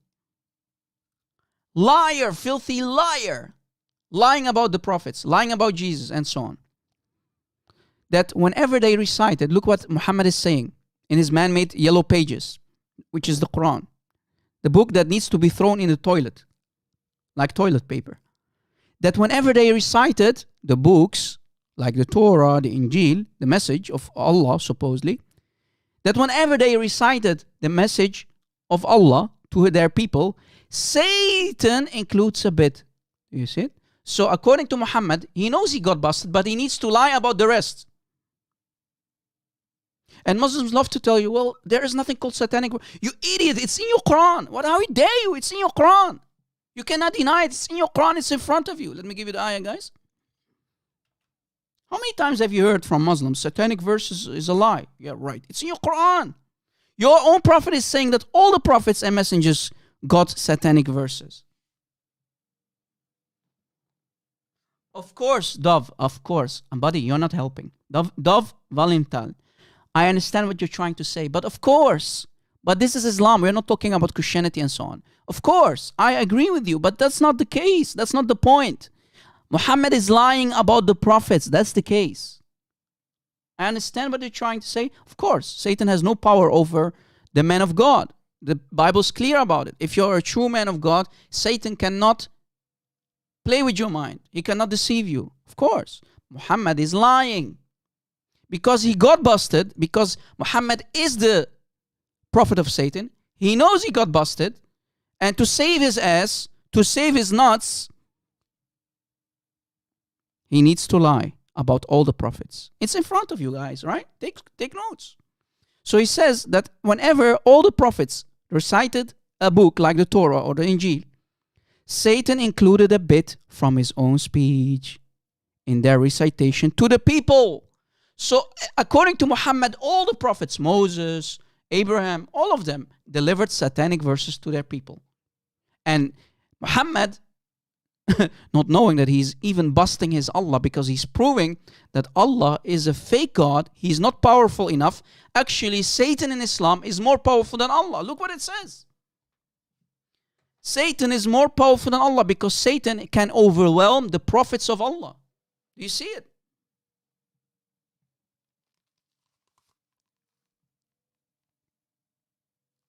Mamu, you need to go.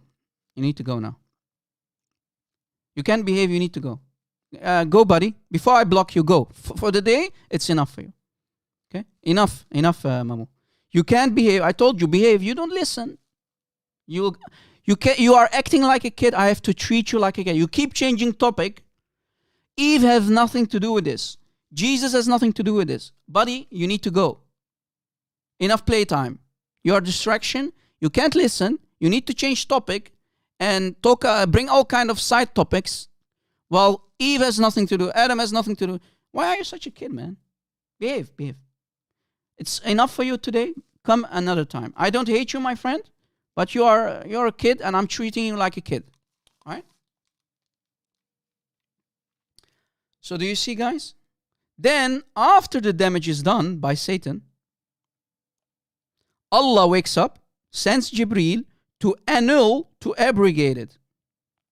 Right? فَيَنْسَخُ Allah. After Satan doing damage to Muhammad, after Satan supposedly, Muhammad is lying of course, doing damage to Moses, Abraham and so on. Allah needs to take his nap, guys, you know. Allah needs to take his nap. If we change the translation, you understand what I'm trying to say.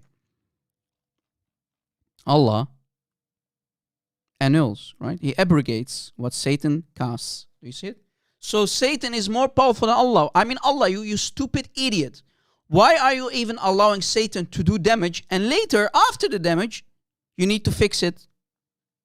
Why are you not stopping Satan before he doing damage? And exactly BLBB. Right? Remember what Deuteronomy 18:20 says? If Muhammad would be in the time of Moses, guys, if Muhammad would have been alive in the time of Moses, according to Deuteronomy 18:20,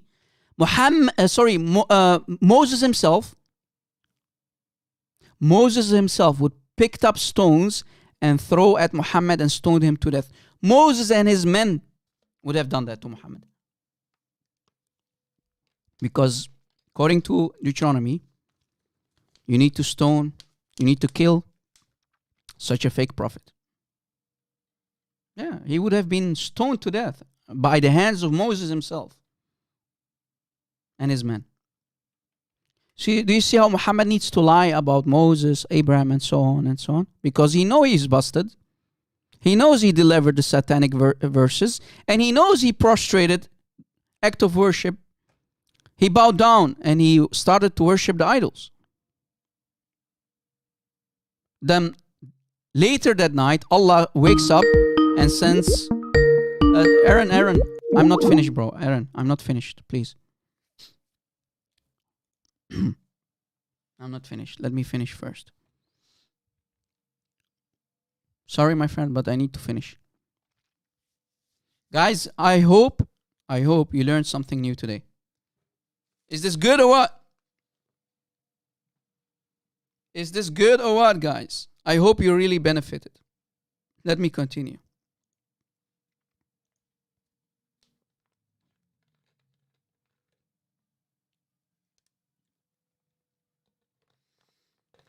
Why did my views drop, guys? What is happening? Is it maybe too late? We had more than 70 people watching. What's going on? Well, it is what it is. That happens when we are not streaming on our main channel, right? People, I don't know. Where will you learn about this stuff? Huh? Anyway. Blasphemy in the Quran. Yeah, maybe that's the case, Tuakbir, maybe, yeah. Our Indonesian friends need to go sleep, I understand. But, guys, you need to rewatch. If you just left or what, you need to watch our live show and take note, because I'm not done with Muhammad. I'm still bringing down the hammer, brother. I'm bringing down the hammer. Chapter 48. Okay, I messed up here. What's going on? Okay. I see what is going on. Guys, I had a debate with a Muslim, and that's the student of Fifi. Fifi sent me his little puppy, his student, Afzal, by the name of Afzal, about chapter 48, ayah 9. So let me play first the video, then we will continue. All right? Let me play chapter 48, ayah 9, to see what happened in my debate with Afzal, the puppy, the student of Fifi himself. All right? I hope you can put on your headsets.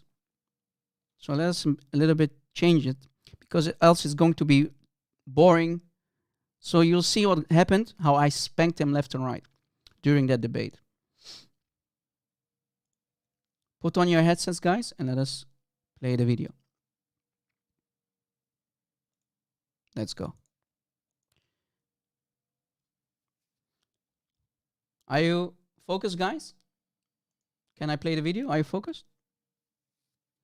This is the same topic, chapter 48, ayah 9, and how I'm going to spank this kid left and right.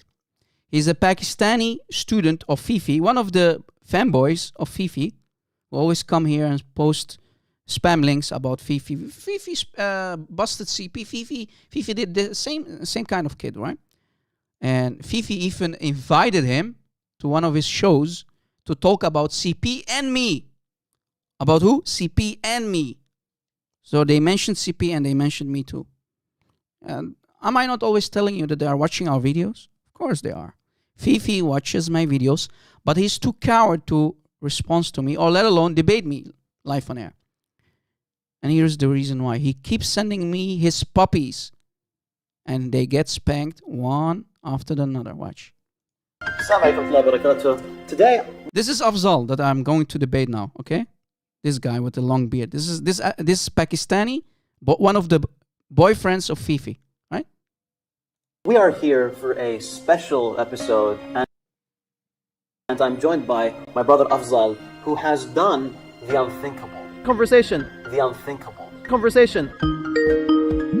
Okay. Hey, hello, welcome. Welcome. Hey, how are you? I'm fine. How are you, my friend? I'm good, man. But I'm really concerned about your audience You are concerned about my audience. Okay, why is that? because you know the truth, but they don't. They're just being duped by you. They are duped by me. Why? Why? Because it's lie over lie over lie over. Show me where I lied. Go ahead. I challenge you to show me where I lied. Okay, so Begin with chapter 48, ayah 9, please, because that's the main topic of today. we will begin with the one that I just saw now because I just got on live. No. Do you see the screen? Okay. Brother, read what it says. Read the Arabic and then read the translation. ليؤمنون بالله ورسوله What? No. Read good. My friend, you're the Muslim, not me. Read it correctly, please. لتؤمنون بالله ورسوله Yeah? وتعزروه Yeah? وتوقروه What?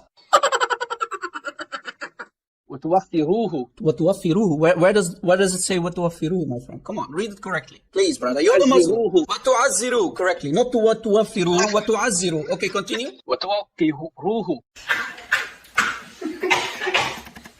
No, وتصبحوه. No. وتوقروه It says وتعزروه. Let me point it to you. وتعزروه Read the first word. assist him Guys, I'm teaching this guy his own Quran.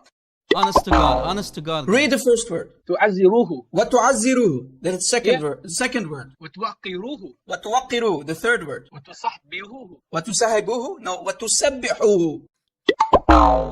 Yeah, Hey guys, you see the comedy? This is why Fifi keeps sending me kids who can't even read their Quran. I think his teacher did not beat him enough in the madrasa. Remember, we showed you a video before and pictures how they beat their students when they recite the Quran wrongly. So this guy did not receive enough beating in the Pakistani madrasa, right? And Fifi keeps sending me your boyfriends to get spanked live on air. My friend, what? What? What? What is the word? وَتُسَبِّحُوهُ. وَتُسَبِّحُوهُ. That's how That's what I said. no, that's not what you said. You said بُكْرَةً something. وَأَصِيلًا. Anyway, and then continue, finish the verse. بُكْرَةً وَأَصِيلًا. Bukratan wasila. Okay, thank you. Please read the translation, my friend. You are my guest. Please read the translation, then we continue. That you may believe in Allah and His Messenger and assist Him and honor Him and glorify Him in the morning and the evening. Thank you. Okay, explain. Explain the ayah to the audience. Explain it to Right. me. Yeah, so the ayah is talking about how to assist the Prophet and honor him and Yes. to glorify Allah in the morning and the evening. Why Allah? Where does it say Allah? Because Allah is the only one worthy of being glorified. Where does it say that in the ayah? It's understood in the context. Where does it say that in the ayah, my friend? It's understood in the context, Rob. Listen, my friend. According to Arabic grammar rules, I'm an Arab. Okay. It doesn't matter. No, it does matter. It does matter. I am an Arab. No. The Quran is interpreted based on the Arabic language. Yes, what's the Arabic language? Thank you. Not according Based to on the the Arabic language. Not according to the Chinese And or Hebrew language. What an idiot. He's a Pakistani boy, little Pakistani boy. He doesn't even know how to read the Quran. He's going to teach me my language. Honest to God. Honest to God. According to Arabic language, right? You said it yourself. According to Arabic grammar rules. I went to school. You didn't went to school. I went to school in the Middle East. That's all right. That's okay? all right. You They been to told school, me. but you're still a liar. No, I'm not lying. I'm not lying. Let me speak. They You always told hang me. up. They told me. You're The just last. going to cut me off soon. I'm sure about that. No, wait. Let me When explain. someone doesn't Let agree me with you, you're explain. gonna cut me off. Brother, wait, let me explain. According to the Arabic grammar rules, when I went to school, I didn't invent the Arabic grammar rules. The Arabic rules were not invented 2 years ago. The Arabic grammar rules came hundreds and hundreds and hundreds years ago. Okay? So, Okay, fine. according Let me to... agree with you. No, I'll let agree me with you. finish. Let me finish. He will not allow me even You're to my speak. guest. Let me finish. I'll give you the mic. Okay, Rob, you're wait. correct. Okay, wait. According to my Arabic grammar rules that they taught me in the Arabic grammar rules in school, the basic Arabic grammar rules, the last mentioned person in an ayah or a sentence like this, all the words that come after go back to the last person and the last person alone. I didn't invent those grammar rules. بالعرفي بالعرفي, brother. Not You based don't on even know what it means. direct translation. بالعرفي. You know this Whatever. stuff. No, I don't know this stuff. Yes.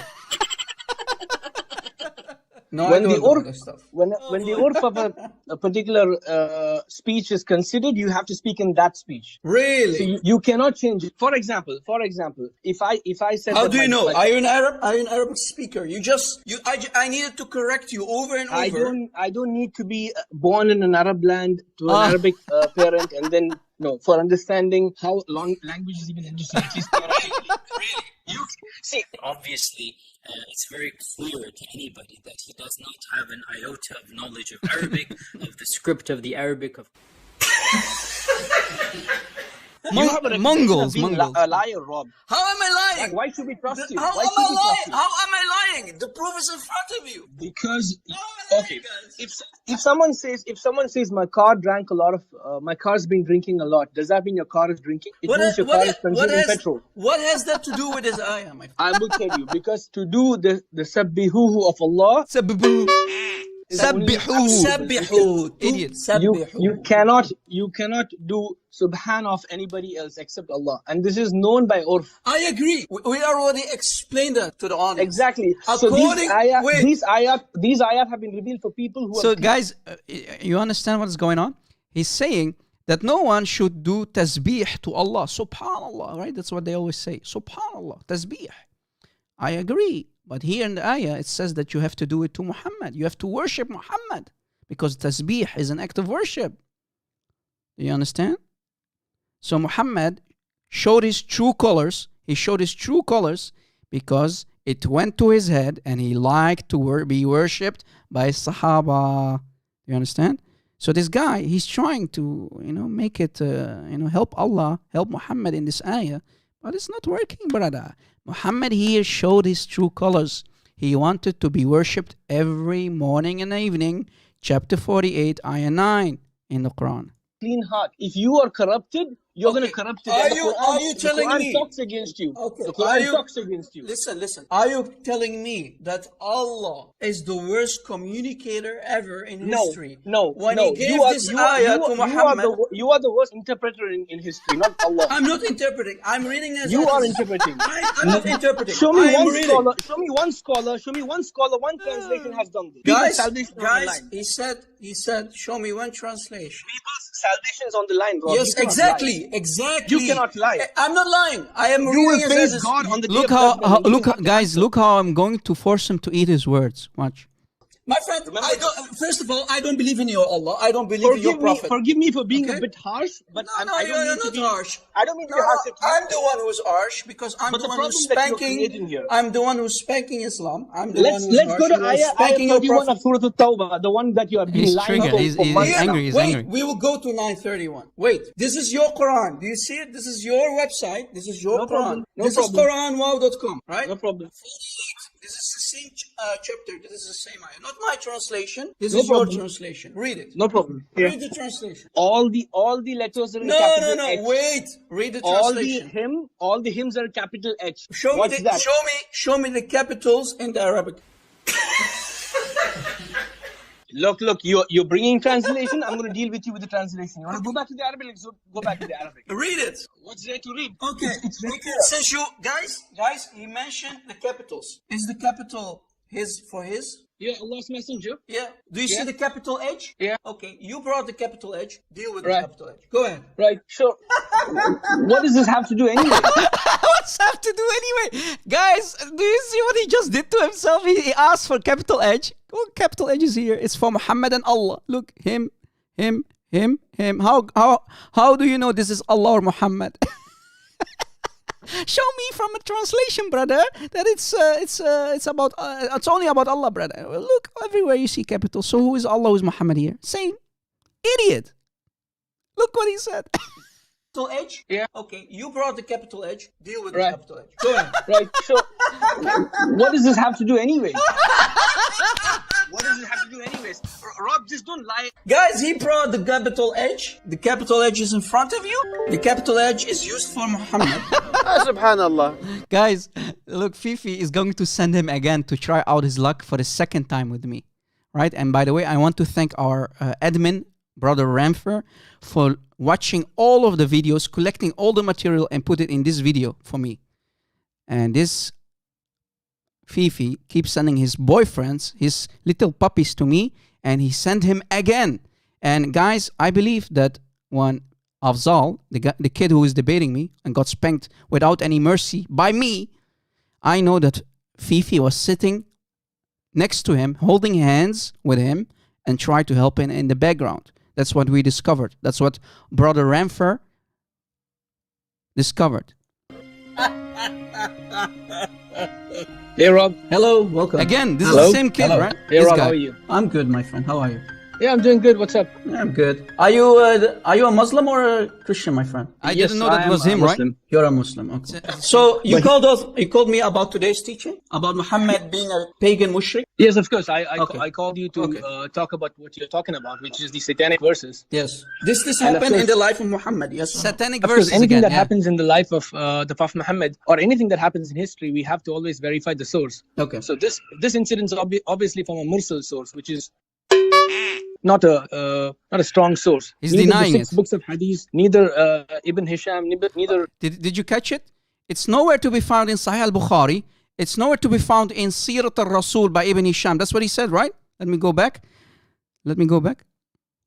Not a strong source. Neither the six books of hadith, neither Ibn Hisham, neither. Did you catch it? The same Ibn Hisham that we discussed today, right? Sirat al-Rasul, right? This one. Boy, oh boy. This guy is nothing but a liar. Look, the satanic verses. Let me change the screen again, guys. Just a second. And we will go back and play the video once more. Just a second, guys. Look, this is the satanic verses. The satanic verses are mentioned in Ibn Ishaq, Ibn Hisham. You liar! Do you see how he just lied about his book? And it's even in Sahih al-Bukhari. Just watch. Be patient, guys. Afzal is nothing but Ahlul Bid'ah. He is changing Islam. He's throwing all the books under the bus, right? And he became a nice little munafiq, wannabe fake Muslim. And Fifi is enjoying getting busted, right? He keeps sending the same Afzal and he keeps getting spanked by me. You liar, satanic verses refer to the words of Satan, which the Islamic Prophet Muhammad is have mistaken for divine revelation. He got busted by Satan, right? And we explained it to you today. The satanic verses can be read in early biographies of Muhammad by Ibn Ishaq, Ibn Hisham, Ibn Sa'd, also in Sahih al-Bukhari, the tafsir as we showed you of At-Tabari, and so on and so on. In at least 50 different Islamic sources. Satanic verses can also be found in Quran in ayah 22, ayah 52, and we showed it to you, right guys? Here, right? We showed it to you. Look, but that Satan caused into his fancy. He was fancy, but God knows what Satan caused. It's in the Quran, you liar. How dare you, man? He's even calling the Quran a lie. It's even in the Quran. Chapter 22, ayah 52. He did. So let me continue. You see how he just lied? You see how he lied about all the books? Idiots. You don't know your own Islam. You don't know your books. And you think you're on my level to debate me? Let us continue the video, guys. Ibn Ishaq, the two major seerahs, they don't mention this incident. It's not found. My it's friend, not found in any of the 8 authentic books. It's Sahih al-Bukhari here. Sahih Again, al-Bukhari. we are first discussing about the satanic verses. Yeah, this is the satanic verses. It's in front of you. No, it's not. It Yes. doesn't say that. Okay, go ahead. Refute me on it. It doesn't say that, RC. Yes, it is in front of me. But Can you read it? Can you read it, please? yes, narrated by Ibn Abbas that the Prophet ﷺ performed prostration when he finished reciting Surah An-Najm, and all the Muslims and pagans and jinns and human beings prostrated along with him. Okay. When did this happen? This happened in the 5th year of Mecca. It's in Mecca, right? Yeah. Okay. Thank you, guys. He said it. It's in Mecca. So the answer, because I asked this question to the audience who are listening in the chat, when did this happen? Where? In Mecca. Thank you. And you just confirmed it. Now my question to you, does it say that all the Muslims and the pagans bowed down and prostrated with Muhammad? Yes, of course, it does say that, yes. Okay. Did the pagan of Quraysh, did they persecute Muhammad? And did Muhammad flee Mecca? And why? After a few more years, about 7 to 8 years more of living in Mecca, and then he fled, yes. Yeah, and the pagans of Mecca rejected Muhammad and he had to flee, right? Very correct, yes. Allahu Akbar. Yes. Thank you. So how guys, here's the question. How are the pagans bowing down if they rejected Muhammad? Go ahead. Okay, so of course, I'm sure your audiences may not be as educated as you are, and I'm presuming you are, and you would know that connected to the. Do you see how it's now started? He finally caught it. He didn't know about it. I just taught him a lesson, and he's now tap dancing, brother. Tap dancing. So how guys? Here's the question. How are the pagans bowing down if they rejected Muhammad? Go ahead.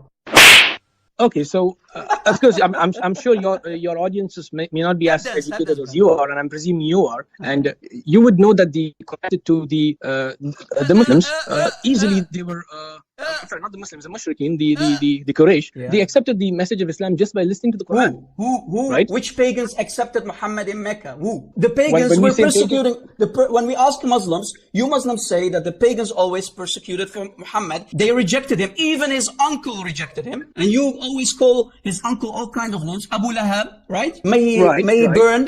So even his own family rejected him, and his uncle is a pagan. What? No. Of course, you cannot put a blanket statement. His uncle Hamza accepted him. Couple of people. Only a couple of people accepted him. Yeah.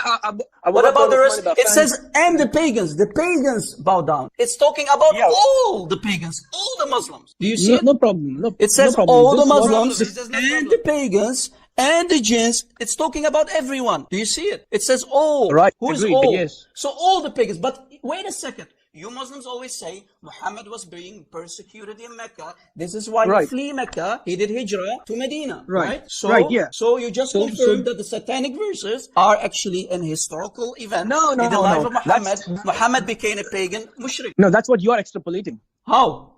Does it say all the pagans in front of you? If you listen to the Surah An-Najm, which is 62 verses, after the verses which you mentioned is where the taking of the 3 Allah after this, if you look at the verses from 21 I understand that he started to prostrate after he finished Surah An-Najm, which is chapter 53. I understand that. I already read it from multiple sources. But it says all the Muslims and all the pagans and all the jinns and all human beings prostrated along with him. Does it say that? Yes, it says that, Okay. but the pagans rejected him. you are, yeah, of course, they rejected him throughout the. Of his magnificent explanation, which was so terrific. So this is like, wow. My brother Afzal, who has done the unthinkable. Conversation. The unthinkable. Conversation. You know you're a bastard. You see, guys, how easy it is to refute it? Ameen, Ameen, Ameen. Ameen, Ameen, Ameen. Ameen, Ameen, Ameen. Ameen, Ameen, Ameen. Ameen, Ameen, Ameen.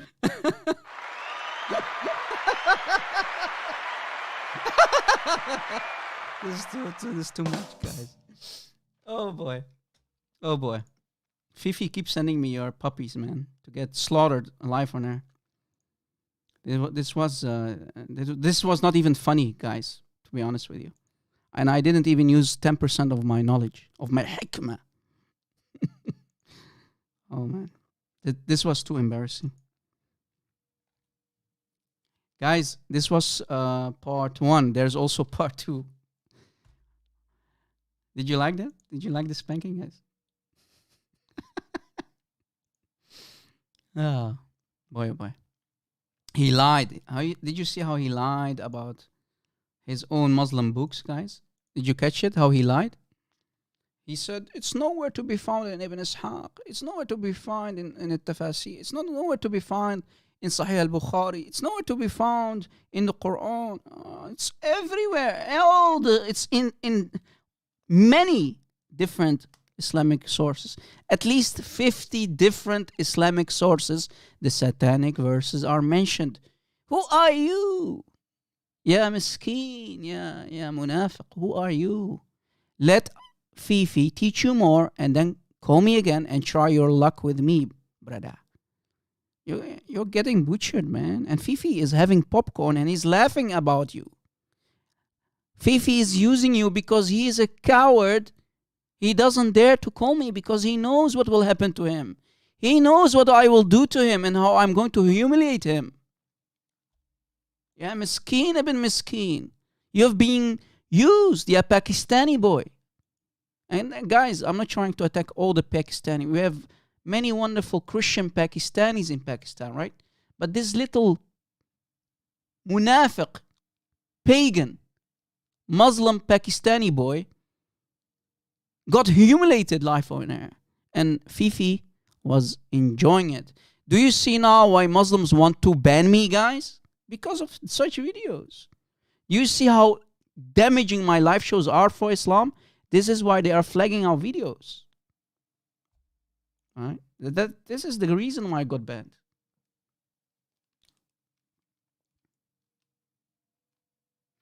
Yeah, John Doe, exactly. They will lie about their own mothers. Of course. They will throw their own mothers under the bus to lie. Right? Adam Seeker, brother. Adam Seeker, are you there?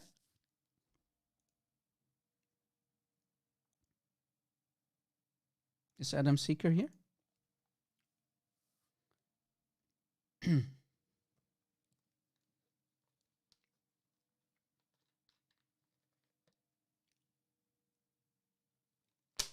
Exactly, Adam.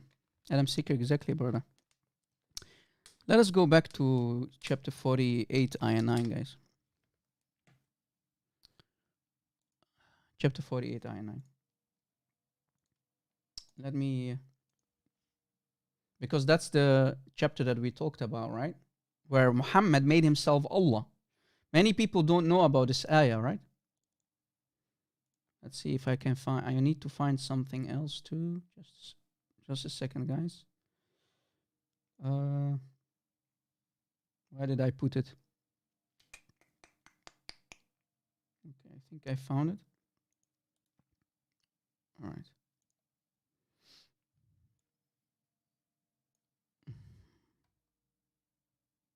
All right. Chapter 48, ayah 9.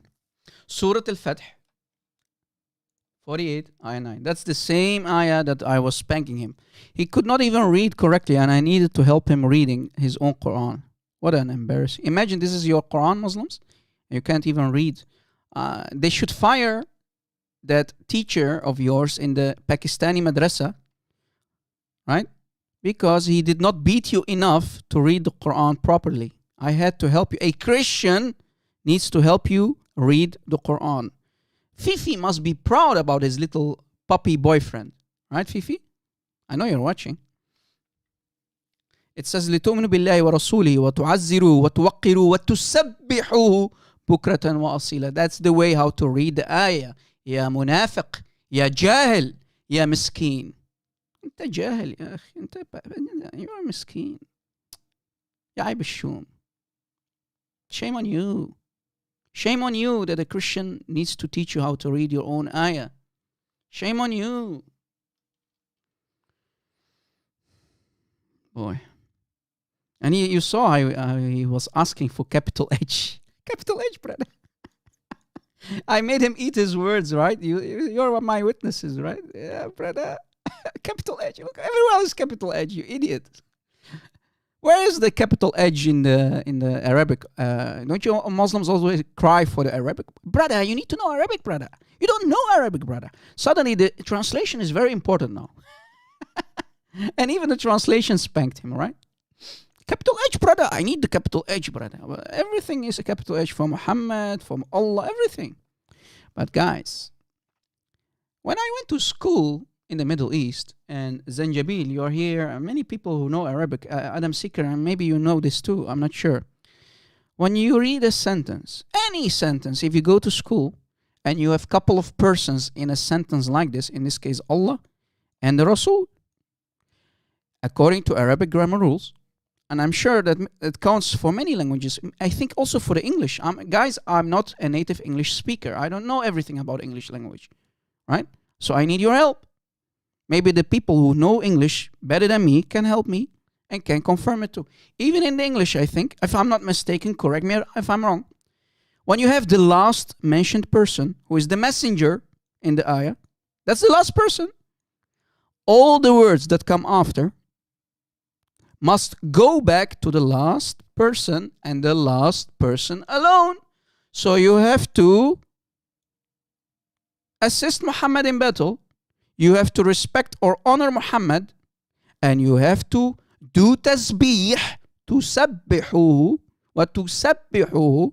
You need to worship Muhammad, because glorifying in the Arabic, subhan, tasbih is only for a divine being. It's only for God. But here we see that everything goes back to the Rasul, brother. So who is the real God again? Like we mentioned yesterday, chapter 33, ayah 56. Who is the real God in Islam? You need to worship him every morning and evening. Who? Muhammad, brother. This last part is the damaging part, right? You're understanding what I'm trying to say. So you have to worship Muhammad. You have to do an act of worship, which is glorifying in Arabic. Tasbih. You have to do that to Muhammad and not to Allah. And that's the problem. This is one, again, Adam Seeker, please use this in your debates, brother. This is damaging. This ayah here. Many apologists, many Christian apologists simply don't know Arabic to use it against the Muslims. Use this, brother. Here Muhammad again showed his true colors and loved to be worshipped by the Sahaba, by the companions of Muhammad. Right? Because he's the last person, and all the verbs, all the words go back to the last person. I didn't invent the Arabic grammar rules, guys. Don't shoot the messenger. Don't shoot me. You see? This is why no Muslim can stand on his feet. I just cut off his feet, and he knew it. He knew why. Here, even if, according to Ibn Abbas, if you go to the tafsir, there's a Muhammadan who made a small video about me. You know what he said, guys? He said, brother, let me refute you, Arab Christian. I was like, okay, fine. And I watched the video. And he said, you know what? The assisting, the help in battle, Allah needs help in battle. Allah needs help in battle, so Allah enters his creation and he starts to do battle, and he's helping the Sahaba to fight the yellow ones, the Romans, for example, or the people, the enemies of Muhammad. Is that what you're trying to say? But no, according to Ibn Abbas in Tafsir al-Qurtubi, for the same chapter, same ayah, Ibn Abbas said, you fight with him with the sword. Who? Muhammad. So do you see, even Ibn Abbas painfully makes it painfully clear that all the words that come after, you see it, go back to the Rasul. And in this case, especially وَتُسَبِّحُهُ, to glorify Muhammad. Painfully clear.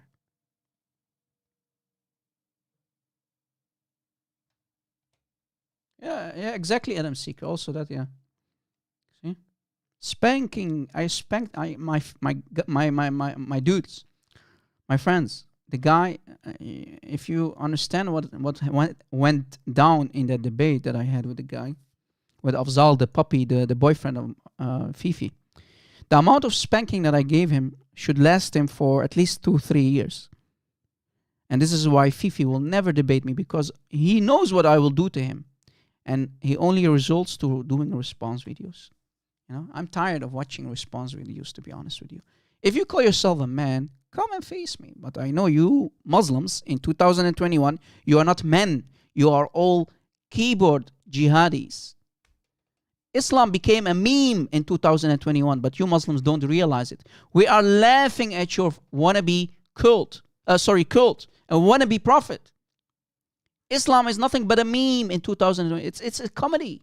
We are laughing about it, but you don't realize. Only the smart Muslims who become ex-Muslims, like here our brother Adam Seeker, those are the real smart ones. Not you, Fifi, Mimi. You are doing this for business and fame. It's all about fame and business, right? Right? You know what? Let me keep this for another time. It's getting late here. My wife just came home with the baby, guys. Let me keep this for another time. Maybe we can do a part 3 or something. I don't know. We'll see. Is there anyone who wants to call in? Because since we don't have any Muslim, who can stand up and show us his shoulders, basically. فرجينا عرض كتافك يا أخي يا مسلم يا أخينا المسلم.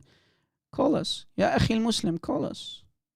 Defend Fifi and Mimi and Lily. Defend Afzal, brother. Afzal got butchered by me. Help your boyfriend out, man. Where are the Mohammedans? Any other person who wants to call, guys? Maybe Adam Seeker or let's see. Sorry, Aaron Staley. I almost forgot about you. Let me call Aaron Staley. Called me earlier.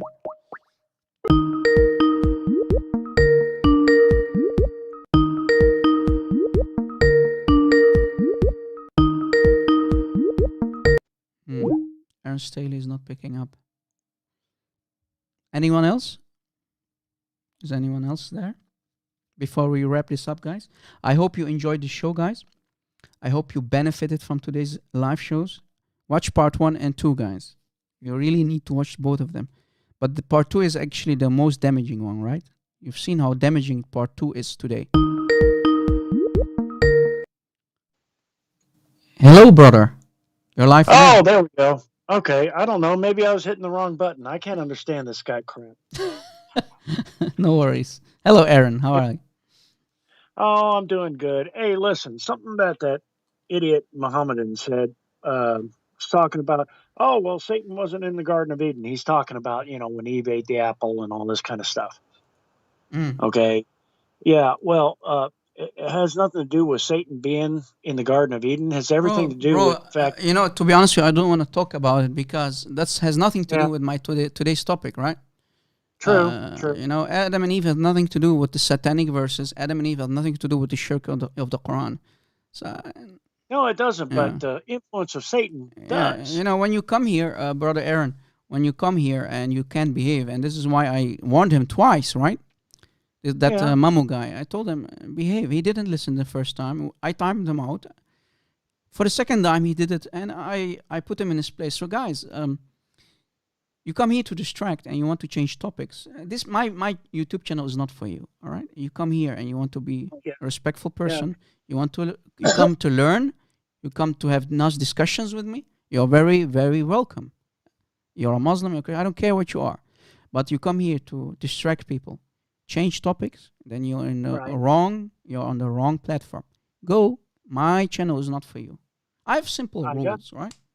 Yeah. I got Go that. ahead, bro. Just saying, Sorry. Go ahead. the influence of Satan in this case does. The influence of Satan does, because that's exactly who did. Okay, did Jesus ever bow down to an idol? Never. But according to Muhammad, yes, right? According to Muhammad, he did. Look, chapter 22, ayah 52, it says every prophet, it happened to every prophet. You see it? Yeah, but see, that's the thing is, he's sitting there trying to make out that, the cross is an idol or something. The cross is a symbol. It's not an idol. The fact of the matter is Muhammad bowed down to idols. And this appeased pagans. Yeah. And the pagans were happy about it. Okay, well, Satan was happy about it too. Yeah, of course. And Muhammad's Allah was asleep. Jibreel was asleep. Exactly. They were all taking a nap. Maybe Jibreel was hitting the gym. Jibreel was working on his muscles. Or maybe he was having quality time with his missus. And they did not pay attention that Satan was doing damage to Muhammad. And Satan made Muhammad commit shirk. And if that's not enough, if that's not enough, Allah much later, after waking up from his nap, and Jibreel finishing hitting the gym, and Jibreel took a shower, and he finished the sexy time with his girlfriend in the Islamic Jannah. Then suddenly Jibreel comes in the night, and he says, Muhammad, what have you done? What have you done? Brother, what have you... He started to spank him, right? He started to spank Muhammad. Spank. This is Jibreel spanking Muhammad. What have you done? I didn't give you these ayahs. These are the satanic ayahs that Satan gave to you, right? Right. But much too late, a little too late, right? And the damage is already done by Satan, right? Yeah, but that's the thing is but like many other things in the Quran, when it comes to Jibreel, Jibreel is just made up. Anytime he shows up, it's a made up story. Exactly. Okay, it's ridiculous, and the silly. Nothing in Islam is based on logic. Absolutely nothing in Islam is based on logic. Everything is done for sex or the flesh or emotion or whatnot, but nothing is done by any kind of sense of logic or reason. Whereas you find nothing but logic and reason throughout the entire Bible and throughout the entire Gospels, for that matter. Yeah. Okay. This is just, it's ridiculous. Absolutely and totally ridiculous. When I was talking about the Adam and Eve thing, I was just saying about, he had given us free will. Yeah.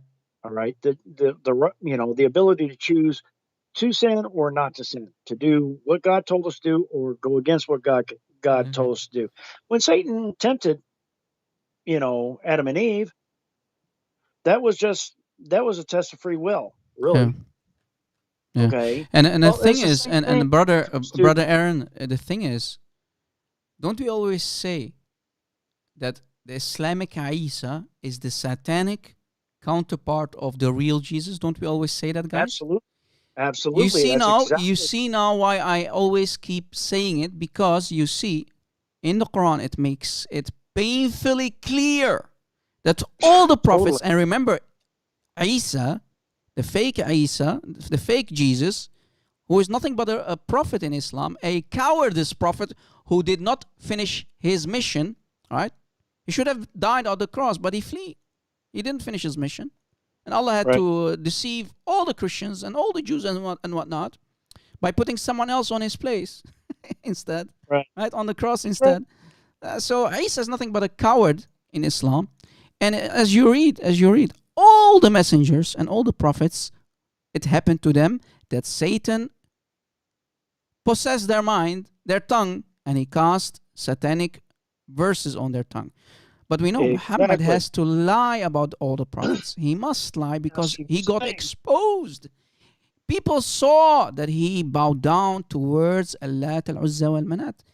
People were That's not right. stupid, Yeah. right? Even in the 7th century, they knew Muhammad committed shirk. His own Sahaba knew, because that's why only 70 people accepted him as prophet. The Quraysh were not stupid, my friend. All his family, I mean, they Not know dumb. him inside out.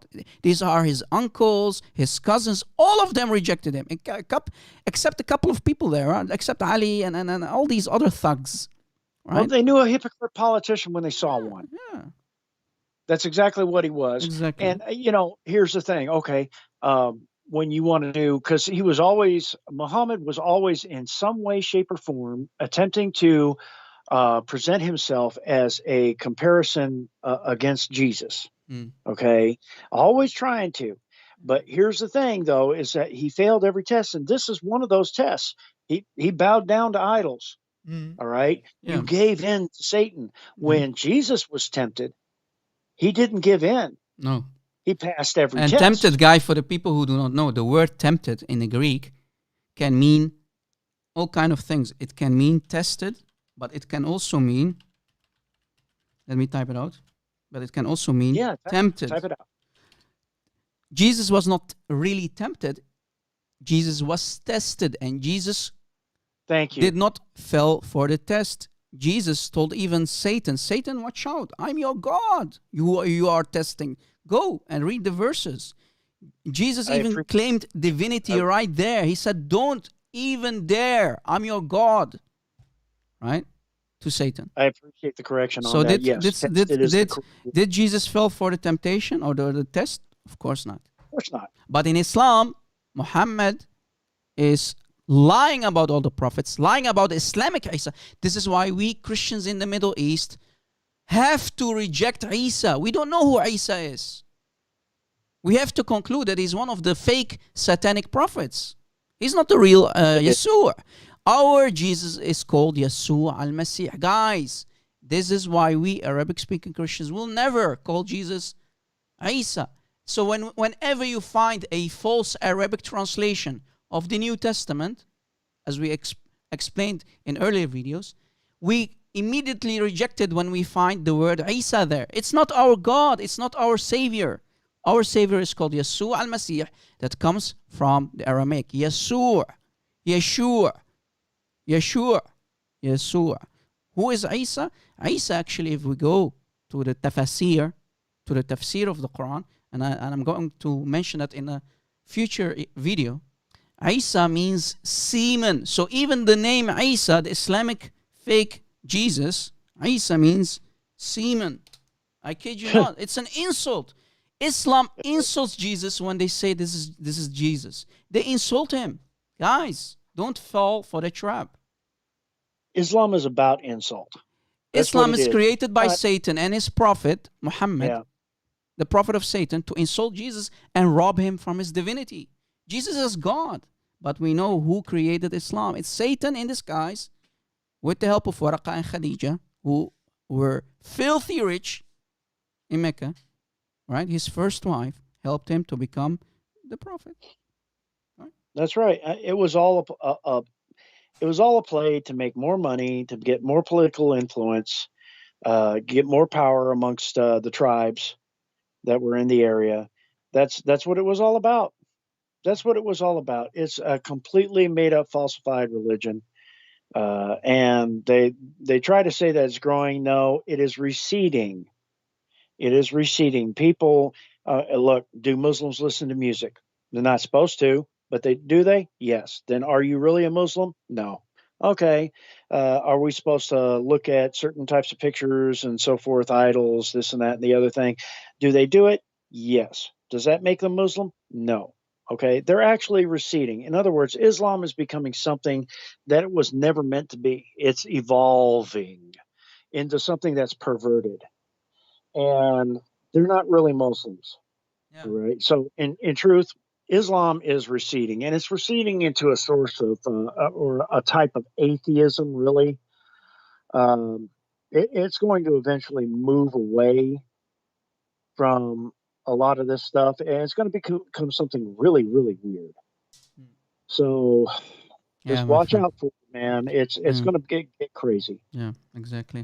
Well, brother, thank you for your call. It's always a blessing to have you here. And thank you for being an admin. Thank you for being a brother in Christ. And we will talk very soon. Maybe we can take one Amen. more call and Of you. we can wrap this up. Especially you Muslims. Muslims, you need Exactly. to come to Jesus. Just Yeah. get away from this insanity. Exactly. We don't It's hate them, sinful. guys. We don't There's hate no- them. We don't hate them. Maybe we make do jokes. not We hate have fun, but that does not mean that we hate you. You must hate us, but we must love you. That's the difference between you and us. All right, We brother. do not. We love even our enemies. We're commanded Okay. to. Exactly. All right, just get away from it because it's all about hate, and we don't want anything to do with that. We just want you to get away from it so that we can finally be brothers. Yeah. Exactly. I mean, nobody here on our side wants to do any harm to anybody. But all we hear on the other side is, oh, you don't believe in Allah, we're going to kill you. Oh, you don't believe in Muhammad, we're going to kill you. Yeah, It's well, like, that's come what's on, man. that's what you get from an evil cult who cannot be defended, and they have to resort to violence, attacks, suicide bombing, and try to criticize silent the criticizers of Muhammad, because Muhammad said, if anyone criticizes me, put him to death. And That's right. you can't even call Muhammad black. You can't even call him a black man. If you say that Muhammad is black, you are allowed to be killed. So what do you expect? I believe, what is it? Pakistan. In Pakistan and Saudi Arabia, they actually It's carry a Sharia, death my penalty. friends. And any Sharia implemented country, if you call Muhammad a black man, you are allowed to be killed, because according to Islam, that means you are insulting Muhammad by calling him black. They'll do it right there in the street. Yeah. Yeah. They'll do it right there in the street. They don't care. Yeah. There won't be any court of law. There won't be any justice or anything. They'll just do it right there in the street. All right, and brother. It'll be my rule. Thank you for your call, and maybe we can take one more call. I'm a little bit in a hurry, so thank you for calling in, and God bless you, my friend. God bless you too. God bless Take you, care. brother. I love you. I love you. Bye bye. Bye-bye. One more call. Maybe Adam Seeker. You want to call in, Adam Seeker, or someone else before we wrap this up, guys? One more call, please. All right. Hello, Adam Seeker. Yeah, Kafir. How are you? I'm very well. How are you, Brother Rob? I'm good. Very nice session, brother. Very nice session. Thank you. God bless you. I would like all for the glory of Christ, my friend. Amen. Amen. Lord is Christ. Brother, I want to add to 48:9 where you were actually having this discussion. Yeah. Let me go there. All right. It's in front of you, brother. So it is the same thing that, like the other brother said, the Western Islam is changing. Eastern Islam, like this guy, even though that he's from Pakistan, but he's actually a Western Pakistani. In Pakistan, that verse is not even a problem for majority of the people. Really? Why? Yeah, because they do tasbih, which is the Darood tasbih on Muhammad every day. We have been doing that. My mother does that every day. Wow. How? Can you give us an example, please? Like the Darood sallallahu alaihi wasallam. You will have the rosary, I think, with 101 beads on it. So you would the do rosary, tasbih. right? The rosary, yeah. Yes. Yeah. With like you call it in English, it's called rosary. We call it tasbih. Like they've installed it from Christianity, because they normally the Christians used to they started with this. Every basically knob, or how do you call it? It counts for 1 year. The age of Christ when he died on the cross, it was 33 years, right? So if you get the Christian version, you'll see that you have beads. That's the correct name for those stones. You have exactly 33 beads, right? So that's the age Islam, of Christ. You have in Islam you have 33, 33, and 34. So basically, this is another tasbih where you will recite Subhanallah 33 times, Alhamdulillah 33 times, and Allahu Akbar 34 times, and it will become 100. So like they are like it's a plagiarism in itself. But you do tasbih on Muhammad, and there was a blasphemy case where one guy actually killed another guy on the November 8th, 2020. You can go and check on the internet. And the fight between the two was, but they were two both Muslim belonging to two different Sunni sects of Islam. One was saying that Muhammad is muhtaj. The other was saying that no, Muhammad is not muhtaj based on these verses of Quran. So they Wow. actually had a fight, and one guy killed the other guy based on this particular issue. Yeah. That you blasphemed against Muhammad by saying that he is muhtaj. How can you blaspheme against Muhammad if Muhammad supposedly is not God? That is what something that they How need to can you understand. blaspheme against Muhammad if Muhammad is not God? I want to understand. I want to learn. How can you blaspheme a prophet? Blaspheming is for God, right? Only Exactly. right? Why do you think I'm here with you and telling you what is happening? Exactly. Because when you understand these things and you figure out the logic behind these things, you realize that this is a stupid satanic cult. I don't know whether I should set that on your channel or not. No. I love it, man. We are not political correct here, bro. Come on.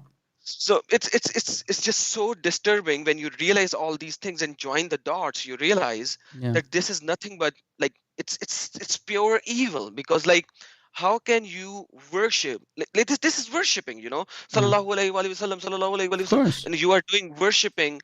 And then Muhammad himself said that if you are praying for yourself, like you need something and you are praying in your own language for yourself, you should have 50% of the time you just pray darood on me, then your prayer will be accepted. And then there is another hadith where the guy is talking with him and he said, okay, what if I just do darood on you? And he said, okay, you just do darood on me, all your wishes will come true. Like, this is how much he needed darood. Wow. Imagine. And we were told that when we are, since childhood, like this is something that you are taught when you are a child, that you will recite darood 7 times, and then you will do your own dua, and then you will recite darood 7 times again. So it will be a capsule of darood around your dua, and it will go and reach the heavens towards the Allah. Yeah. And by the way, you mentioned the number 100 in total, right? It's funny. I had a discussion with a Muslim before. Can you show me, for example, because they claim that Allah has 99 names, and they go up, they will go even further. But they claim that Allah has 99 names, right? Do you know that more than 20 names of Allah are missing in the Quran? Did you know that? No, but I know that there are certain names in Quran which they do not mention it. Yeah. For example, Ar-Rashid is one of the 99 names. You can't find it. Yes. I challenge any Muslim to show me the name Ar-Rashid in the Quran. If you can show me that, I'll give you $100. It's not there. Wow. It's not there. Nice. It's not there. I challenge, because it's a name, right? So it should be there as it is, Ar-Rashid, because they say that, right? It's his name. Okay, fine. I'll go with you. Show me the name Ar-Rashid of Allah. Show it to me in any ayah of the Quran. You can give me 1, you can give me 10 ayah, I don't care. Show it to me. If you can show it to me, I'll give you $100. Interesting. But Interesting. let I me did tell not you a look at secret. it. It's not there. It's not there. No, not Ar-Rashid, Ar-Rashid. Ar-Rashid. Yeah, these are two Ar-Rashid. different things. Yeah. And you know what? I think I will actually check on these things, and especially Ar-Rashid, because you said that, you mentioned it, so it must not be there. Well, but check it out. You will not find it. You'll find traces, right? But the name, I mean, it's a name, right? Can I call you Adam Sokor? Can I call you Adumu Sokor? No, your name is Adam Seeker. It's a name, right? Exactly. So we should find it as Ar-Rashid. It's not there. That's one example. There are more. There are, if I'm not mistaken, 26, exactly 26 names are missing. Wow. Not 1, not 2, but 26 missing. So how dare you to claim that Allah has 99 names? Where did you get it from? Do you know where they got it from? From a fake da'if hadith.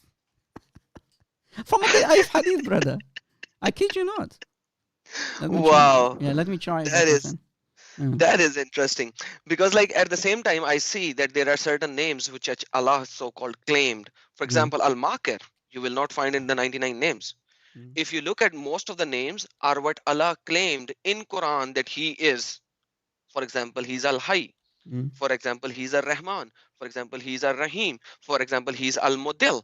Yeah. So all of these things are the properties that Allah claimed that he is in Quran. So why Al-Makir is not as one of the names of Allah? You know, he claimed it thrice in Quran that he is Khairul Makareen. Yeah. So I believe that sometime in the past, which we do not have the history of Quran and his names anyways, some people removed these names because they were so damaging, and they added some additional names. Yeah, I'm trying to find the hadith, bro. I'm trying to find the hadith. Maybe Phil Herrera is quicker than me. There's a hadith that has all the 99 names of Allah in it, and I'm trying to look for it and prove that it's a fake hadith. It's just like, imagine like we just remember the names because we were told about this song, you know. Wallahu la ilaha illahu al hayyul qayyum al malikul quddus salamul mu'minul muhaiminul aziz. So it's just like since childhood we. Sorry, I had to do that because it sounded really satanic, bro. Oh yes, it is. You know, we are taking the names of, you know, who Shaitan, right? So it is. I'm trying to find it. There are tons of hadith about the 99 names, it seems, of 99, okay. But I want to find the hadith. The only hadith that exists in the Sunnah, in the Kitab al-Sittah, that is talking about, that is mentioning basically all the 99 names, right? That hadith. Maybe let's see in the live chat. Did you find it, Phil Herrera?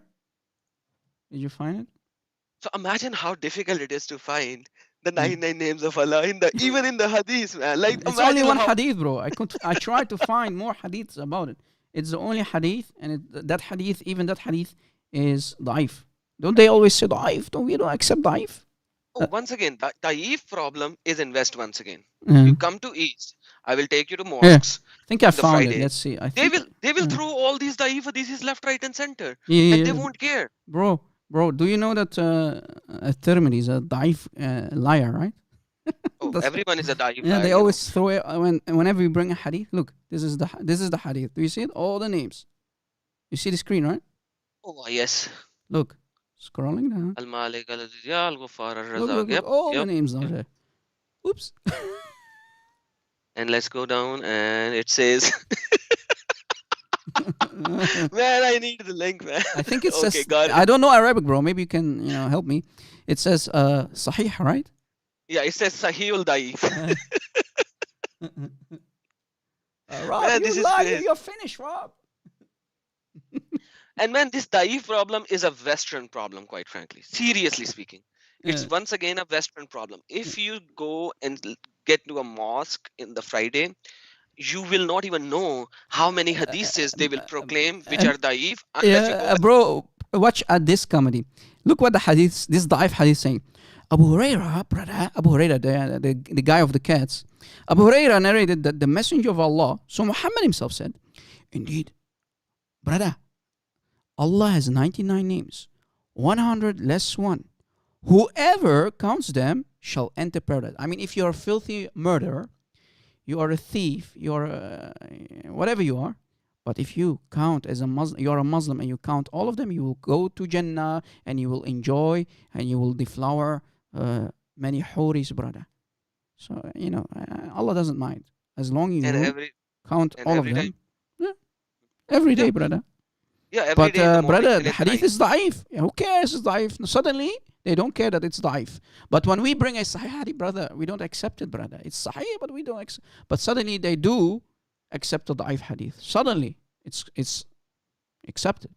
You see, when we always say even da'if hadith, guys, it's not rejected. It's accepted in Islam. Even if it's da'if, especially from Kitab al-Sittah, the 6 books that you see here in front of you. Those are the 6 books, right? Yes. You see? So and that's what I'm saying.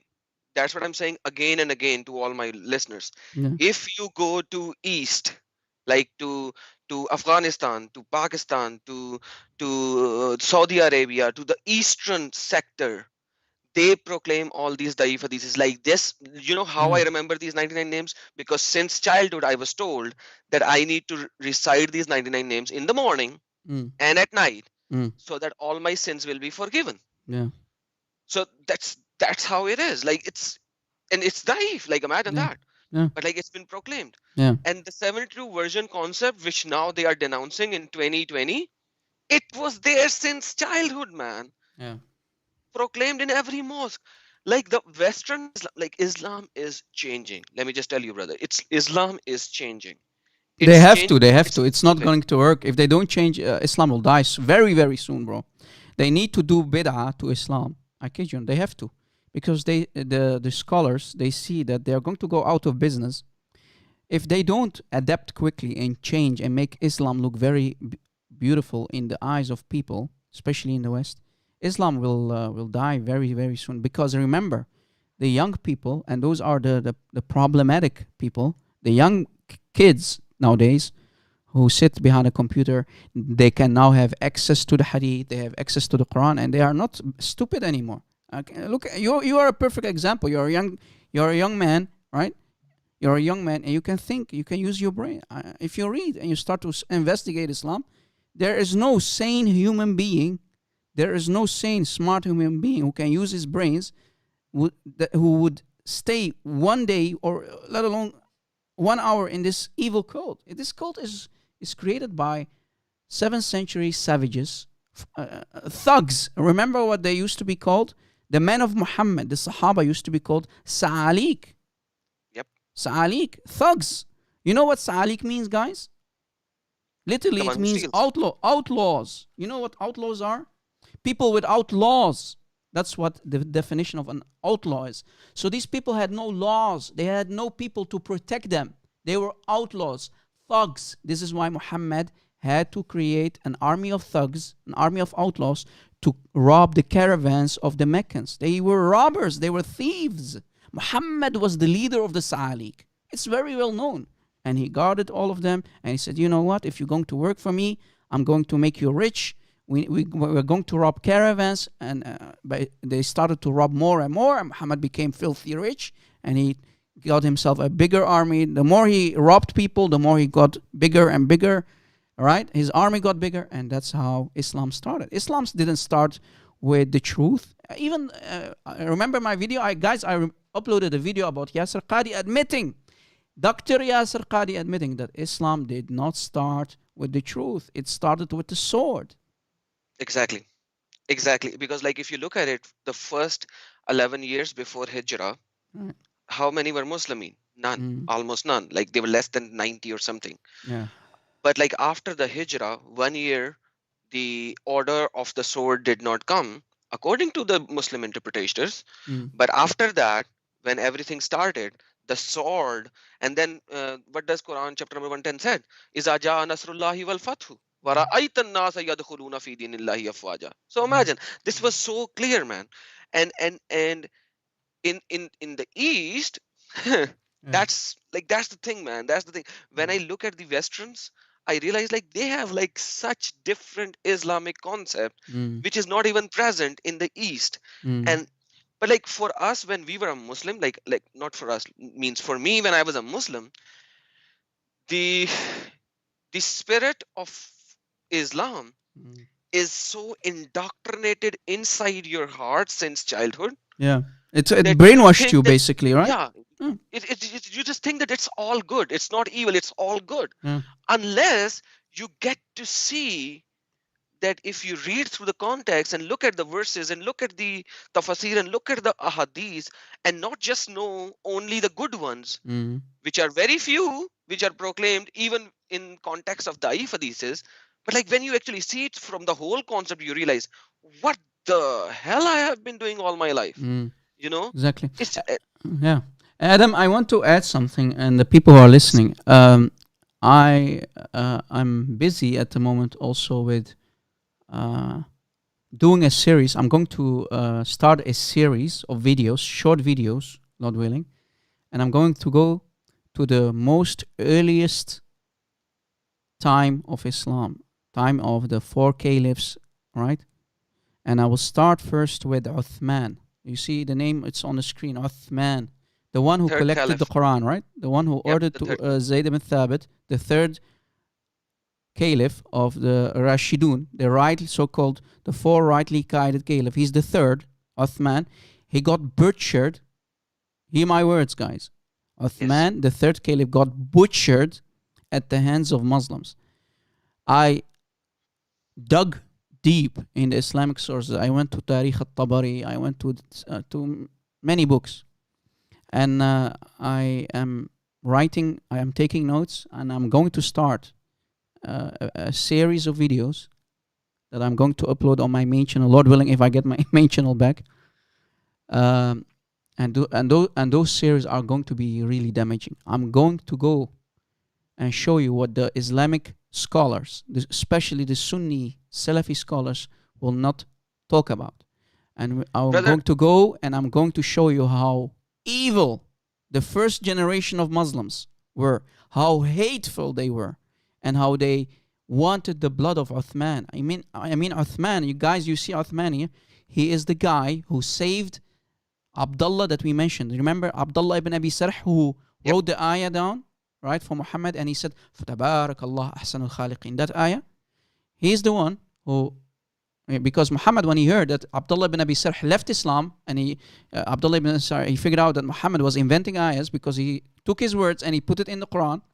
Uthman is the adopted, he's his brother, because Abdullah ibn Abi Sarh is the adopted brother of Uthman. Guys, they're all families, imagine. And he's basically his brother through suckling. So the mother of Uthman suckled Abdullah ibn Abi Sarh. So when Muhammad heard that Abdullah ibn Abi Sarh, his scribe of the Quran, he fled and he became an apostate and he left Islam because he found out that Muhammad is a scammer, stealing his own words and make it Quran. And Muhammad said, look what the Prophet of Islam said. Muhammad said, if you find, and he's ordering his Sahaba, if you go to Mecca and you find Abdullah ibn Abi Sarh grabbing even the curtains of the Kaaba, and he is hanging on the curtains you have to murder him, you have to butcher him, you have to slaughter him. But it was Uthman who saved his brother. He stepped in, this Uthman that you see on the screen, he stepped in and he saved his brother through suckling Abdullah ibn Abi Sarh, who became an apostate. I'm going to launch a series, guys, and I'm going to blow everybody away. I hope that you are patient with me, but not many people are doing what we're doing at the moment. Yes, that's a big problem. So I hope we will get enough support, guys, especially when we get our big channel, the main channel back, and Lord willing, we will not lose it. We can continue to do more and more damage, guys. So the series, I need you to spread the word, guys. The series that we are going to launch, I'm going to start with part 1 and we will continue from there. I will start with a bang and we will end. We will teach you how Islam started, how the first generation of Muslims, right? How they hated each other. They drink each other's blood. I kid you not, literally. Right? They murdered each other left and right. Muhammad called them the best generation on earth. Those are the Sahaba who killed each other left and right. So wait, guys, be patient, and you will enjoy the series that we're going to launch. Lord willing. Awesome. Go ahead, bro. Awesome. Amen. Yeah. And just to add to this point, because you brought it up, every caliph was either killed by the sword or by poison. Yeah. True either story. by the sword or by poison. Especially the first four, man, they got butchered. Yeah. Except Abu Bakr. Yeah. No, if you go into the sources, you will realize that he was poisoned. So when you go dig deep in the sources, you will realize he was poisoned, just like Muhammad. And if you look at Imam Hassan and Imam Hussein, Imam Hussein was actually killed in the battle. We all know that. Imam Hassan was poisoned. Yeah, his other brother, right? Who used to be, who should have been a caliph. They cut off Muslims, guys. Guys, these are the so-called the grandsons of Muhammad, right? Exactly. They butchered him. They cut off his head and they started to toy with his head. This is the grandson of Muhammad. Can you imagine? The first generation of Muslims destroyed each other left and right. And not by imagine, Muslims, guys. Man. Yeah. By Muslims. Yeah, by Muslims' hands, of course. Muslims did this. And they say those are the best. Muhammad said the first 4 generations are the best, right? Especially the first one. But the first one, what about the 100,000 deaths, guys? Mark my words, the 100,000 Muslim deaths at Muslim hands in the battles of the Camel and Safin. Very, very well documented battles. 100,000 Muslims, 100,000 Muslims were killed in 2 battles alone. By each other. By each other. One is led by Ali, the other army was led by Aisha. Yeah, you have Muawiyah. Don't forget about Muawiyah. No, Muawiyah. So I'm talking about the Battle of Camel. Yeah. So Aisha and Ali between each other. Like, come on, man. One is the mother of the believers versus the cousin. Yeah, cousin. And for Ali, Muhammad said that Man kuntu mawla fa haza Aliyun mawla. So, and this is Tibri who's saying that. I'm not quoting Shia sources. This is Tibri who quoted it as well. Yeah. So imagine that kind of a guy versus the Ummihatul Mu'mineen are, man, come on, man. Yeah. These are brutal sources. Like, it's all about, like, you win the battle, you get the booty, 20% is for Muhammad and his children or his Ale Muhammad. So imagine, like, this shows that how evil it is, and it's all about money and fame. And that's the reality of Islam to begin with. Like, why did I leave it? Because, like, we were told a very different kind of a story, even though the ending is the same, but the moralities and the spiritualities, when you put in these stories, you will feel very differently. But when you actually read it with an open heart and open mind and forget what these scholars have taught you, you will realize this is evil, pure evil. Yeah. Imagine, imagine Christians, if you are listening carefully. Muhammad dies and immediately Muslims start to kill each other left and right. Imagine if Peter, God forbid, Peter, John, Luke, Mark, and so on, all the disciples and Paul, if they started to kill each other left and right. That's basically what is happening, right? Muhammad dies and his Sahaba started to murder each other. And if that's not enough, they started to even murder his own family, right? His own family started to grab each other's throat, basically, right? So imagine if our apostles, God forbid, or the church fathers would go at each other. Imagine what would Muslims would have said about us. But a lot of people who do not know the history of Islam, they think that Shia and Sunni hate each other that it started a couple of years ago. No, this is the very beginning of Islam. Muhammad dies, right? They didn't want to bury him for 3 days. Muhammad dies, he gets buried, and immediately the fitna starts. Immediately start to kill each other. Immediately. And in a nutshell, on a high level, Shia Sunni started because the followers of Ali were Shias, and they said when Muhammad said, Man kuntu mawla fa haza Aliyun mawla, it means he is now the rightly Khalif. Yeah. Whereas Abu Bakr actually gave his own young child daughter to Muhammad for his ding dong. Of course. So he wanted to be the Caliph. Yeah. So it's all about the power, fight started. Yeah, the fight started right there and then. Hey, because of Muhammad, I sacrificed my daughter. So he wanted to be the Caliph. Yeah. It started with Muhammad. Muhammad wanted to be God on earth. He loved to be worshipped. And when you are a cult leader, of course your followers are going to follow what you did, and they see, right? It's a murdering, bloodthirsty cult, and it will end like the murdering, thirsty cult that it is. Jesus was clear. He said, "You will die by that sword. You use that sword, you will die by that sword." Right? Yes. So, and everything that Jesus said is going to fulfill as is. Yeah. That's the reality, because he said it and it is happening as is. That's the beauty of it. Yeah. And remember when Peter grabbed the sword and he cut off the ear of that soldier, did Jesus say continue murdering him? No. He stopped him. He stopped him and he said, "Don't use the sword. Don't use the sword." Right?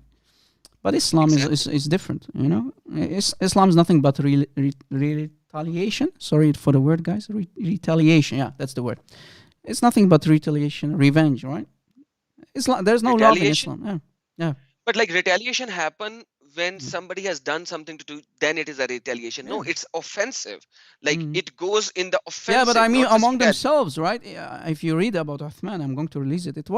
He got killed because of that, right? He got killed Yes. because I don't want to give too much Yeah, spoilers. okay, don't do that. You know, guys. But Lord willing, it's going to be. This is the first time that I'm done such a thing. And that's what I'm saying, guys. Lord willing, if we can do this full time, all right, and our ministry keeps growing, and I can do this full time. Lord willing, there are going to be amazing days ahead for us.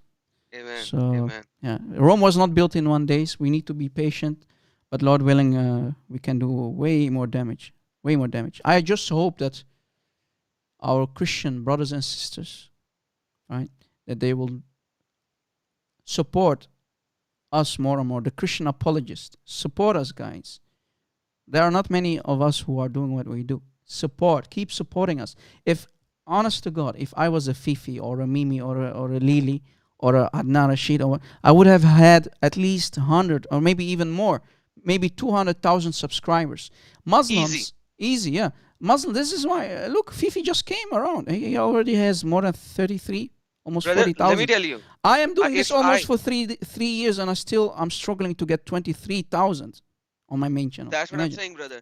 If you start speaking for Islam, I guarantee you, in less than 6 months, the amount of data that you put in less than 6 months, you will have 500,000 subscribers. Bro, that's true. Look at Daoud Kim, that Korean kid. The guy was nothing, a failure. Right? He was a singer and he failed at singing. The moment he took his shahada, he became a Muslim. From a couple of thousands of subscribers, he got now 4 million almost. 4 million subscribers. What is he doing? What is he teaching about Islam? That's so. Is he a scholar? Does he know anything about Islam? Nothing. It's just because Islam is popularity context. All right, they see a strange-looking guy, a Korean guy, and his channel explodes. Right. And look at that black dude who gives facts. No, it's not him. Phil Herrera. It's not. Sorry, no, bro. I'm not talking about him. I'm talking about the black dude who gives facts. I forgot his name. Yeah. Like he started his channel with different facts of aeroplane, facts of Flana, facts of XYZ, and then one day he did 10 facts about Islam of something. Yeah. And he saw people getting subscription. Then for 2 years straight, he did nothing but just giving facts of Islam, and he's earning money. He has almost 1 million subscribers, and he's earning money left, right, and center. All of his videos are monetized, and he's not even a Muslim, so he's just making money. No, he's a Muslim in a closet. A Muslim, he doesn't dare to say it. Yeah, I forgot his name, but like that's he's doing for business, boy. He's exactly. Doing, and Phil Herrera, it's not Daoud Kim who left Islam, it's Saido. Saido left Islam because of Daoud Kim. Daoud Kim raped a Korean girl, right? Daoud Kim, the filthy, disgusting rapist. He raped a Korean girl. And Saido, because it's injustice, and he didn't get punished for it. Actually, even the followers of Daoud Kim started to attack the poor girl, right? And Saido, he saw the injustice, right? And he left Islam because he saw Islam is not justice, right? This guy is not even getting punished for it. So he left Islam. Saido and his brother. Yeah, Kim is mate. They used to be mates, yeah. Now he's a gamer or some atheist. I don't know what he is. Yeah. That tiny kid with the glasses. Yeah, that guy. Man, all right, brother. An evil cult, man. Quite frankly, that's how it is. And that is why the Satan works double time over there, because you do anything to promote Islam, you will skyrocket, full stop. That's it. And the East is not even trying to understand. What I have seen in the East, I'm sorry you want to close, but like give me 2 minutes. Yeah. In the East, the seculars think that Christianity is going against them for murdering the unborn children, for gayism or lesbianism or etc. So they think that this Islam which is being promoted in the West, oh, they are so soft, they are nice, they are this. Dude, Christians just say by the mouth that you are doing wrong. When Muslims becomes in power, these seculars, Muslims will throw from the roofs, because that's what Quran says. They think that their scholars, Muslim scholars, are in the favor of them, actually they are wrong, and they don't understand that Islam is stages. First stage, don't fight, don't even retaliate, don't even defend. Even Second if you stage, are powerless, yeah. yes, yeah, Yeah. that's the first stage where you are powerless, where you don't have enough Mhm. people to support you. That's the reality. It's Bro, they took like, my live show about it. I made a live show about the 3 stages of jihad. They took it down and I got a strike for it. Can you imagine? my wow, that's like, but like that's in all, Yeah, I that's kid you not. everywhere. Look it up. You will find it on other channels because there are a couple of brothers and sisters who, thanks to the Lord, they downloaded and uploaded that video. But you won't find it on my main channel because YouTube deleted it, and I got a strike for it. What? Like, okay, The 3 stages of this, jihad. I did an amazing live show about it. It was amazing, epic live show. And YouTube, because they can't handle it, that we expose the true dude, face, the let me give jihadist you, face of Islam. It's let me gone. give you one hadith on that. Yeah. One hadith and full stop. So Yeah. one hadith is, if you see a munkar, the Mm. Arabic word says munkar, but when you see the translation, they say evil or Yeah. wrongdoer. But the Arabic word is munkar. Munkar is munkar ad-deen, munkar of Allah and Muhammad, right? Yeah. So if you see a munkar, stop him by your hand, by Yeah. bil yadayhi, or if you can't do that, then stop him bil lisan, by your tongue. And if you can't even do that, then think that he is bad, bin nafs, Yeah. from your heart.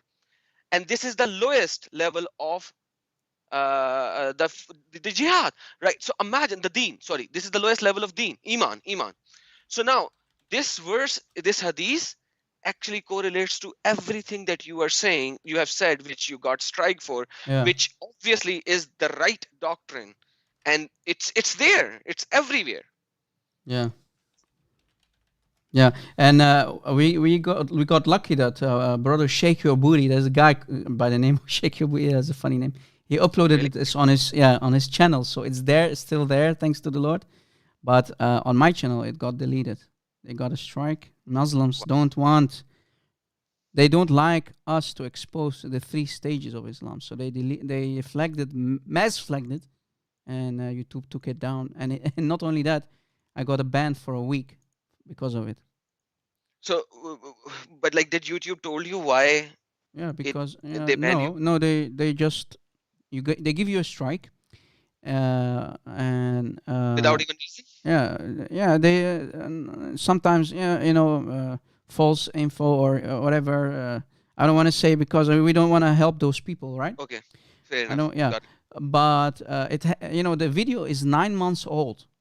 What? 9 months Whoa. old. When did I receive the strike? 6 months later. Imagine. Wow. 6 months later, I received the strike. Well, it's a very old. It's like 9 months old. But Imagine that. my old. This is why I took. If you go to my main channel, guys, check it out. I'm not lying to you. Go to my main channel. Right, you can find my main channel in the description box. Go to my live shows, and you won't find my live shows. I had to make them all private because they're our live shows. That's what I always tell our friends here. My live shows are the most damaging ones, and that's what they love to attack. Right, the live shows, the most damaging live shows, they will flag because they don't want everybody to wake up about Islam. Exactly. So exactly. Yeah. 2 of my videos are banned in Pakistan. They just banned it. Like, they just can't bear, they can't answer because everything was there already. They knew what we are showing. They cannot refute. It's all there. So they just banned it in Pakistan. Legal complaint from Pakistan that your video will not be shown over there. I'm like, okay, thank you. Yeah, and imagine it's only 1 hour video. It's only a 1 hour live show. Man, They took crazy. it down. Yeah, YouTube took it down, bro, because Muslims got triggered and they flagged it. But thanks to the Lord, Shake Your Booty uploaded. But I want you to go to the video. I gave you the link, download it, and re-upload it on your channels. Because imagine if this video goes public even more, and more people upload it. Muslims can't flag all the videos, right? Sometimes they go to me, they go to CP or other channels, David Wood, and they flag us there, right, on our channels, but they don't think about the rest of the channels who upload everything. This is why I always say, guys, please, I am begging you, guys, download my videos. You never know when my main channel is going to be deleted. It will happen eventually. I believe it will happen. And yeah, it's a Right? reality. But this is why I have to grow my backup channel, this channel here, to continue our job, right? Will not be stopped, but we need your help, guy. We can't do this without you. Exactly. Sad reality. I cannot do this alone, right? And that's what I tell everyone on my channel as well, that we have very few people who are exposing the truth about Islam. And the people who are our listeners and subscribers, what they can do simple is make a channel of their own and do nothing. Just download the video and upload it there. Full stop. That's all they have to do. Yeah. So that it will keep on spreading. They just have to download the video, Yeah. upload it on their channel as well. My friend Twagbir in the live chat, I just told you, and I've repeated that dozens and dozens and dozens of times. My videos are for free to use. Download them. Do I need to repeat myself every time? Guys, come on. Download them. They are yours. Re-upload them. Download them. They are yours. Re-upload them. My videos are not my videos. They are yours. Okay? How more clear can I be than that? Do I need to repeat it every time? It seems that I need to repeat it. Guys, download our videos and re-upload them. Come on. Exactly. Even translate it. Even put subtitles. Do whatever so that you could expose it in your own languages and everything. What how Rob does is the same thing how I do. It's like everything is on screen. You can read it. So just do it, man. Just expose it. Yeah. This is a sad reality. Yeah, unfortunately, I see that the brother who uploaded that video that got deleted, his name Sheikh Yubudi, he stopped uploading like 4 months ago, and that's sad. Why? I don't know. Yeah, that's sad. I hope, because he got a huge channel yet, and he stopped. Maybe, that's bad. I wish that more people are going to start channel. I mean, I know that another person like Light for All Nations, our brother, Arabic-speaking brother in Christ, Light for All Nations, he uploads my videos. But I don't know about other channels. I hope that the Indonesian brothers and sisters are going to do that too. All of you guys, come on. I can't do that. You have to help. Our videos need to be downloaded. We are Arabic speakers. Don't do only Christian. I know Christian Prince, and people are doing an amazing job. But for some reason, they're only doing his videos. Do our videos too, guys. There won't be always a CP. CP is getting old. It's sad reality, but CP is not young anymore. There will be a day that we have to deal and continue without brother CP. I know he's a living legend. He's a living legend. He has committed his whole life to expose this cult. But CP will not be there for always. So we need to adapt. We need to continue. Right? There will be a time that our Lord decides to take me back, take CP back, Sam Shamoun, David, and so on and so on. Sister Atun, all of us, maybe also Adam Seeker. Nobody lives forever on this planet. Exactly. So, guys, you need to download all the Christian apologist videos. Not only mine. Here, Adam Seeker, who is doing an amazing job. This young brother who recently started to upload videos, who left this cult, right? He was deceived for at least 30 years, right, brother? Yes, more than 30 years. Yeah, and you mentioned a little bit about you. Don't do it again, bro. Stay safe. Keep your family safe. You mentioned last time about a little bit about your life, and it's not easy, guys. It's not easy. I know everybody got a job. Everybody has to take care of his families, but I don't think it's too much to ask if the moment you create a YouTube account, you already have a YouTube channel. How hard is it to download, for example, VLC or other programs, to learn how to download a video and re-upload it on your account? That's it. It doesn't take much. And then when you upload it, delete it from your computer, right?